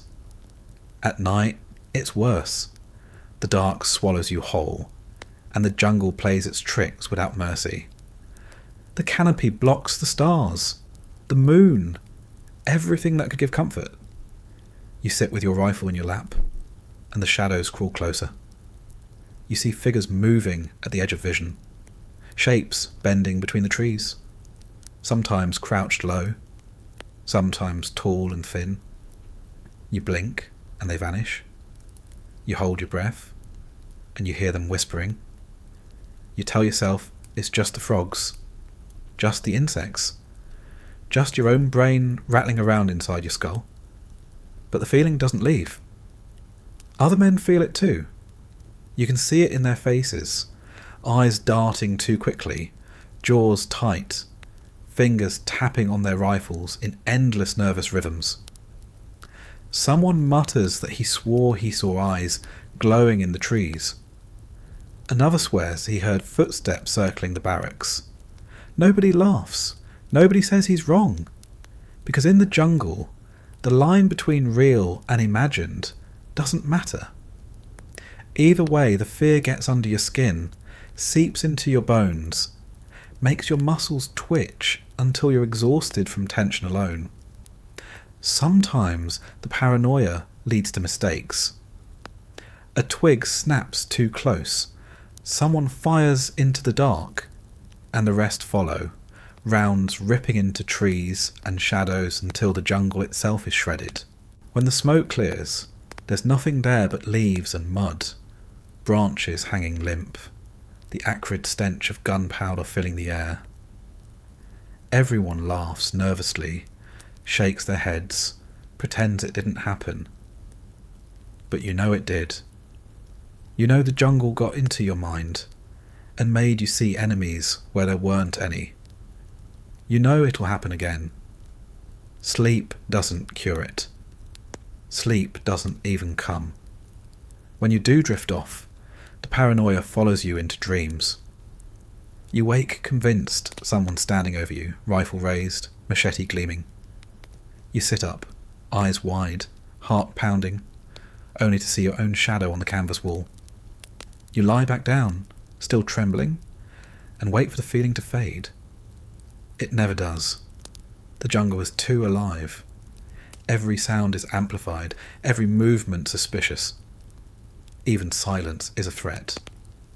If the frogs stop croaking, if the cicadas stop buzzing, you know something's wrong. You grip your rifle tighter, eyes darting in every direction, waiting for the attack you're sure is coming. Maybe it is, maybe it isn't. The jungle doesn't care. It just keeps whispering, keeps moving, keeps tricking your senses until you're not sure where the war ends and the hallucinations begin. You tell yourself it's just nerves, just fatigue, just the pills. But when you look into the trees and swear you see someone looking back, it doesn't feel like imagination. It feels real. And in the jungle, what feels real is enough to keep your finger on the trigger, your breath caught in your throat, and your body locked in a constant state of fear that never lets you go. You walk into the village and it looks harmless enough at first. A cluster of huts with thatched roofs, smoke curling from small cooking fires, children darting barefoot across the packed dirt paths. Women carry baskets, old men squat in the shade, chickens scatter when your boots hit the ground. On the surface, it looks like any other rural place you've passed through. The kind of spot you might have seen in a picture book when you were a kid. But you don't see it that way anymore. You don't see a village. You see questions. You see threats. You see eyes watching you. And you don't know if they belong to neighbours or to enemies. You grip your rifle tighter, the strap digging into your shoulder, and you scan faces as if they hold answers.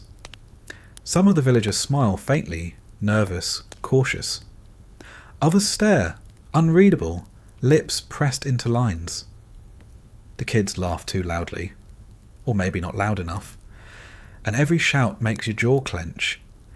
You don't know if the baskets hold rice or grenades. You don't know if the huts are homes or hiding places. You don't know if the man leaning on the post is just tired or just waiting for you to turn your back. The pills don't help. They keep your eyes sharp, but your mind restless. Your body humming with a jitter that doesn't allow for calm. You notice everything. The quick glance between two women. The way one boy runs instead of walks. The fact that the old man's hands look too steady for his age. Each detail burrows into your brain until it twists into something sinister. You tell yourself you're being cautious, but deep down you know it's paranoia feeding on itself, fueled by sweat, exhaustion, and the endless reminder that the enemy doesn't wear uniforms. You've heard the stories. The kid waving at you in the morning could plant a mine on the road at night. The woman carrying water could pass information to fighters hiding in the hills. The farmer guiding his ox could just as easily guide an ambush your way. You've seen the aftermath too. Patrols shredded by booby traps, huts burned because someone swore they were harbouring fighters, bodies sprawled in ditches, with no way of knowing if they were truly combatants or just unlucky villagers caught in the wrong place. Every story tightens the knot in your stomach. Every rumour hardens the doubt until it's second nature. You look into their eyes and try to read them, but it's like staring into the jungle. Too deep, too layered, too many shadows hiding what you can't see. A smile could be kindness. A smile could be deceit. A stare could be fear. A stare could be hate. You don't know anymore, and you stop pretending you do. Everyone is suspect, and the line between friend and foe blurs until it vanishes completely. Some of the men in your squad treat the villagers with forced politeness, speaking in broken words, trading cigarettes for eggs, trying to keep some thin thread of humanity alive. Others spit in the dirt, shove their rifles forward, bark orders they know won't be understood. Fear makes some softer, fear makes others crueler, but the root is the same. Nobody trusts anyone. You can't. Trust here feels like a weakness, a way to get killed. The kids are the hardest. They swarm around you, tugging at your sleeves, pointing at your gear, laughing with wide eyes. Some of them remind you of cousins or neighbours back home, small and thin and endlessly curious. But you can't forget the stories of children carrying grenades, of traps set by tiny hands. You smile back, maybe, but your grip on the rifle never loosens. You can't shake the feeling that innocence is just another mask, and masks are everywhere in this place. The village itself smells of smoke, sweat, and cooking fires. Pots bubble with rice, fish sizzle on crude stoves, and the aroma should feel comforting.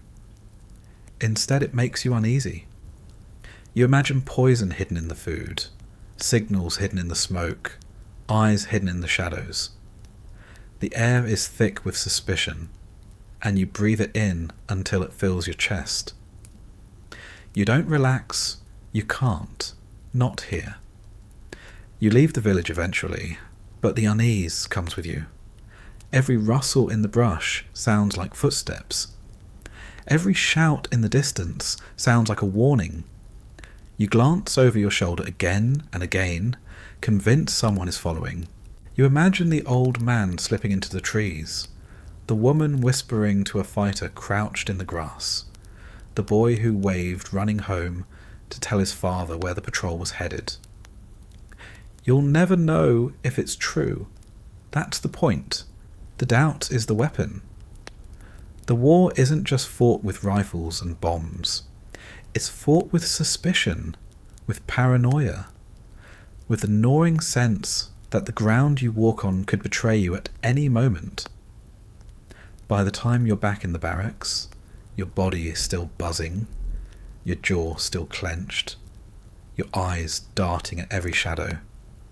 You scratch at a rash on your arm, chew another stick of gum, sip bitter coffee, and try to let it go. But it doesn't go. The villagers stay with you. Their faces burned into your mind, their smiles turned into riddles you'll never solve. Friend or foe doesn't matter anymore. Out here, everyone is both, and you can't afford to guess wrong. Your body keeps moving long after you think it should have quit. The pills see to that. They push your legs forward, keep your eyes open, keep your hands wrapped tight around the rifle. On the outside, you look like you're managing. You're marching, eating, firing, standing watch. The machine is still running. But inside, your mind has started to crack. small fissures splitting wider with every day that drags on in the heat and noise. An endless damp. At first, you tell yourself it's just fatigue. Everyone feels it. The aches, the fog, the way time blurs together until you don't know what day it is anymore. You swallow another pill, sip more coffee, force yourself to laugh at a joke you didn't hear, and you keep going. But the cracks don't close. They spread. The laughter of your squad mates sounds too loud, almost hostile. The silence between conversations feels loaded, suspicious. You start watching them out of the corner of your eye, wondering if they're watching you back. Your hands tremble even when you're sitting still. You clench your fists, try to hide it, but the shaking creeps into everything. Lighting a cigarette becomes a battle. Writing a letter turns into a mess of scratched out words. Cleaning your rifle leaves smears of oil where your hands slipped. You tell yourself it's just the pills, just the coffee, just the lack of sleep. But you feel it burrowing deeper, past your muscles into your thoughts. The nights are the worst. You lie there wide awake, listening to the jungle hum and shift, and your mind refuses to quiet down. Every thought spirals, every memory replays on loop. Every fear stretches into something larger than life. You imagine footsteps outside, whispers in the dark, eyes staring at you through the canvas. You sit up, rifle in hand, heart pounding, convinced the attack is seconds away. But nothing comes. Eventually you lie back down, but your chest stays tight, your breath shallow, your eyes open. Sleep doesn't visit anymore. Only exhaustion does. During the day you find yourself drifting, lost in your own head. You stare at the mud, the trees, the helmet in front of you, and forget where you are for a moment. Then you snap back, heart racing, convinced you missed something important. Your mind plays tricks, blending memory with reality until you're not sure if what you just saw actually happened. Did that branch move because of the wind, or because someone brushed past it? Did you hear a bird or a voice? Did that firefight yesterday last minutes or hours? The answers slip through your fingers as soon as you reach for them. Some men talk to themselves. You catch their lips moving, whispering low, eyes unfocused. Some laugh at nothing, sudden bursts of sound that die as quickly as they begin. Others go quiet, too quiet, staring at the ground with a hollow look that makes you uneasy. You realise you're not so different. You feel the same hollow growing inside you, the same buzzing in your skull, the same thin thread holding you together. You chew gum until your jaw aches, tap your foot until the ground shakes, scratch at your arms until the skin breaks. Anything to keep moving, to keep from unravelling. You wonder how long your body can keep carrying a mind that doesn't want to be here anymore. Your legs keep marching, but your thoughts keep circling back to the same places. Home, fear, death, escape. The gap between what your body is doing and what your mind is screaming widens until it feels like you're two people stuffed into the same uniform. One is the soldier who swallows the pill, cleans the rifle, marches on. The other is the kid who just wants to stop, who stares into the jungle and imagines walking in and never coming back. Nobody talks about it directly, but you see it in their faces. The twitch, the stare, the sudden outbursts. The pills keep the machine running, but the machine isn't the problem. The problem is what happens when the lights never turn off, when the heart never slows down, when the brain never gets the pause it needs. Something starts to give. Something always does. And still, you keep going. You laugh when you're supposed to laugh. You write, "I'm fine," when you send a letter home. You sit on watch with your rifle across your lap. Eyes wide, pupils blown, scanning shadows that may or may not exist. You convince yourself you're holding together, because the body is still upright, because the boots are still moving. But deep down, you feel it. The mind is breaking, one sleepless night at a time, one pill at a time, one shadow at a time.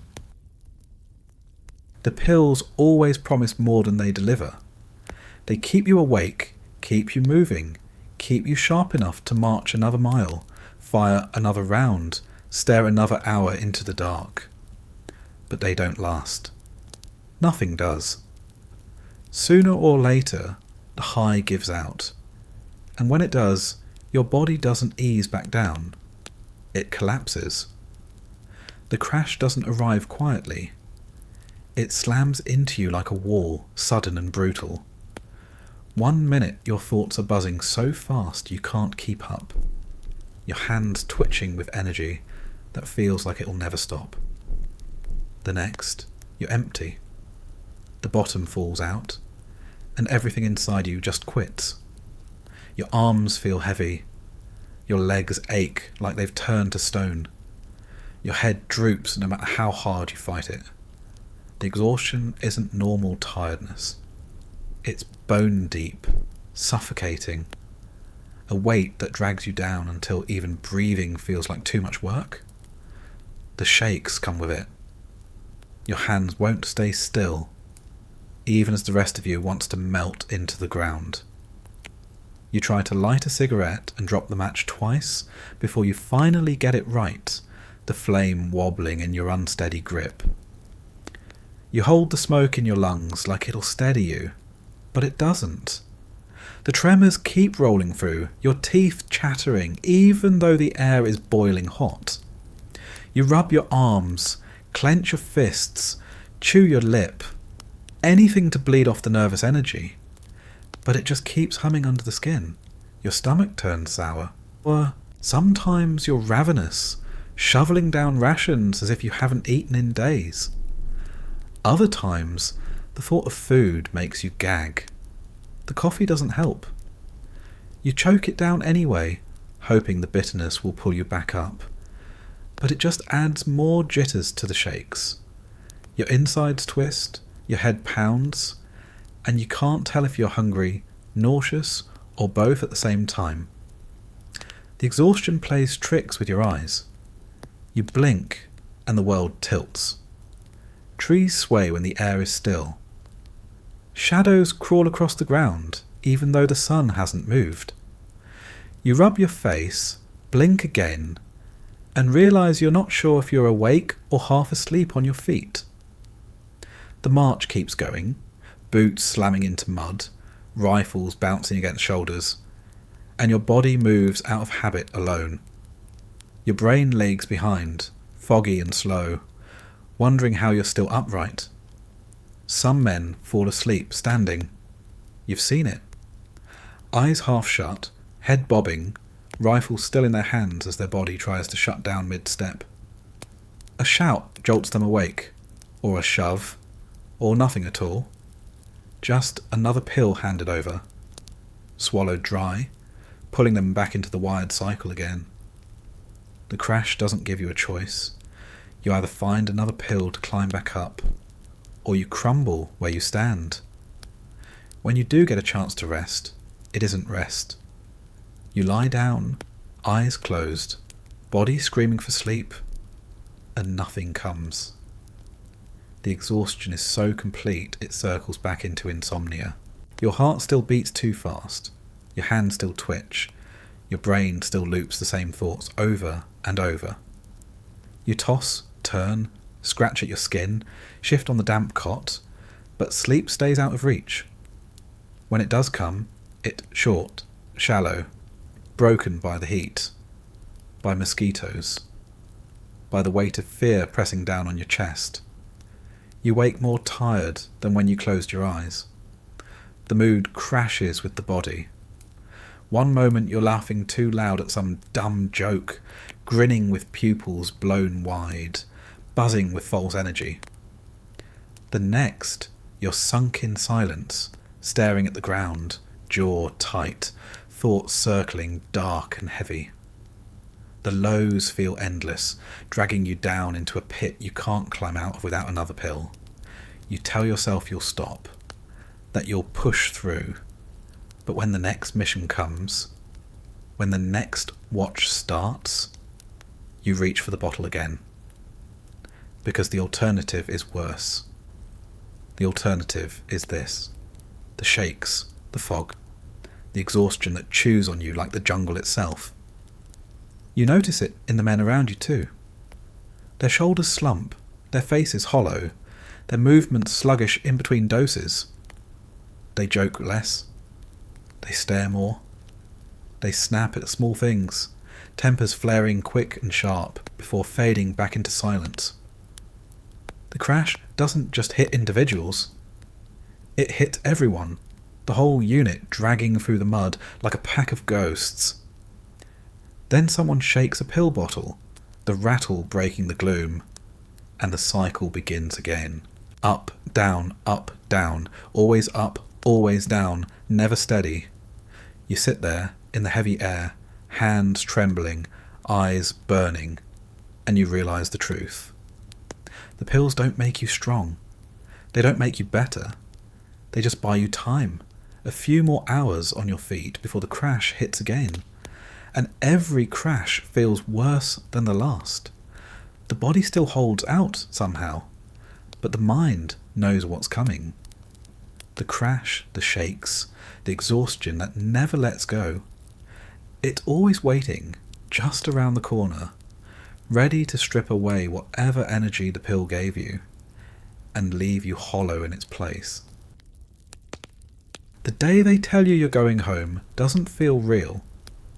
You've been counting the months, the weeks, the days, scratching marks in a notebook, crossing out squares on a calendar that never quite kept up with the way time bends in the jungle.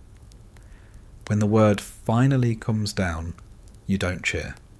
You just sit there, staring at the wall, as if someone told you gravity had stopped working. Your body's still sweating, your boots are still damp, your rifle's still in reach, and yet they're saying it's almost over. Your brain doesn't know what to do with that. The last patrols blur together. You still march, still swallow the pills, still scratch at the rashes on your skin, but every step feels detached, as if your body is walking and your mind is somewhere else. You tell yourself not to slip, not to relax, not to let the thought of leaving make you careless. And yet you feel it creeping in, that tension in your gut that says the jungle won't let you go so easily. You've seen too many men fall days before their ticket home. The paranoia doesn't fade just because you're short on time. If anything, it digs deeper, whispering that you'll never actually leave. When the helicopter finally lifts you out, the jungle drops away beneath you, green stretching to the horizon, endless and choking even from above. The wind blasts your face, your stomach lurches, and you grip the seat until your knuckles ache. Part of you expects gunfire even then, expects the chopper to drop from the sky, expects to be yanked back down into the mud. But it doesn't happen. You keep rising higher and higher, until the noise fades behind you, and the jungle shrinks into something you can almost believe you've escaped. Almost. The flight home is a blur. You sit among rows of faces just like yours, all hollowed out, all staring straight ahead, all chewing gum or clenching jaws in silence. Some are still buzzing from the last pill, legs bouncing, eyes wide. Others have already crashed, slumped against the seats, twitching in restless half-sleep. The plane smells like sweat, mildew, and the faint tang of nervous anticipation. Nobody talks much. Nobody knows what to say. The war is supposed to be behind you now, but it isn't. It's sitting right there with you, packed into every man on board. You think the shakes will stop once you're back on solid ground, once the pills are gone, once the noise of the jungle is replaced by the hum of traffic or the sound of your own front door closing behind you. But they don't. Your hands still tremble when you light a cigarette. Your jaw still clenches in the night. Your heart still races without reason. You tell yourself you're just adjusting, that it'll fade, but it doesn't. The body has learned a rhythm it won't forget. A cycle of buzz and crash, of sleepless nights and wired mornings. The war trained it that way. The pills sealed it in.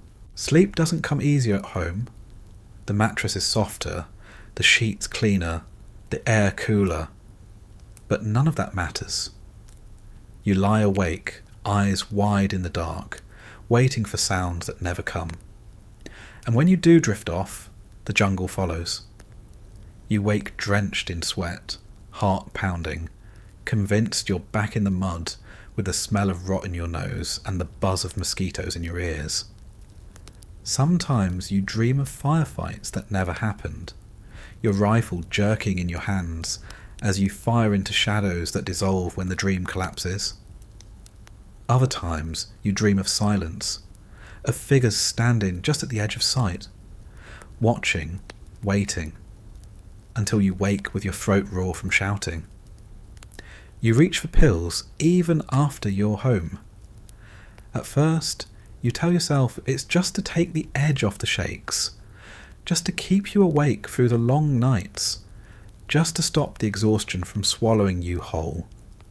But you know better. The routine followed you back. The morning pill, the night crash, the endless cycle. You can't sit still without it. Can't calm the buzzing in your veins. Can't fill the hollow space the war left behind. So you keep swallowing, even when you tell yourself you won't. People around you don't understand. They ask how it was, and you shrug. They tell you to sleep, to eat, to relax, and you nod. They ask if you're glad to be home, and you say of course. But your eyes drift to the shadows in the corner. Your ears strain at every sudden noise. Your body stays tense, always braced, always waiting for something that doesn't come. The war doesn't leave. It follows you into the kitchen, into the bed, into every quiet moment. You sit on the porch at night, cigarette glowing in the dark, and the air feels too still, too clean. You almost miss the humidity, the weight of the jungle pressing in, because at least there you knew why you couldn't breathe. Here, it's just you, alone with the ghosts, alone with the pills rattling in your pocket, alone with the sound of your own heart racing faster than it should. You tell yourself it'll fade, that time will dull it, that the war will shrink into memory. But the truth is simpler. The war doesn't stay in Vietnam. It comes home with you, stitched into your skin, rattling in your bloodstream, whispering in the back of your mind every time you close your eyes. So that's where we'll leave it tonight. The jungle behind you, but never really gone. The boots still heavy on your feet, even though you're lying in bed. The pills rattling in your head long after the bottle's empty. You've seen what it was like to march through that place, wired and exhausted, alive but never at rest. If you're still awake with me, thank you for sticking through it. I hope this strange dive into history gave you something to hold on to while the night settled in around you. If you're already asleep, then maybe you're dreaming of somewhere calmer, somewhere quieter, somewhere far away from the heat, the bugs, and the endless hum of the jungle. If you want more nights like this, you can always come back. There are 1,000 corners of history waiting, each one more bizarre and uncomfortable than the last. and we'll wander through them together, slow and steady, until sleep finally catches up. For now, close your eyes, let the hum fade, and let the night carry you the rest of the way.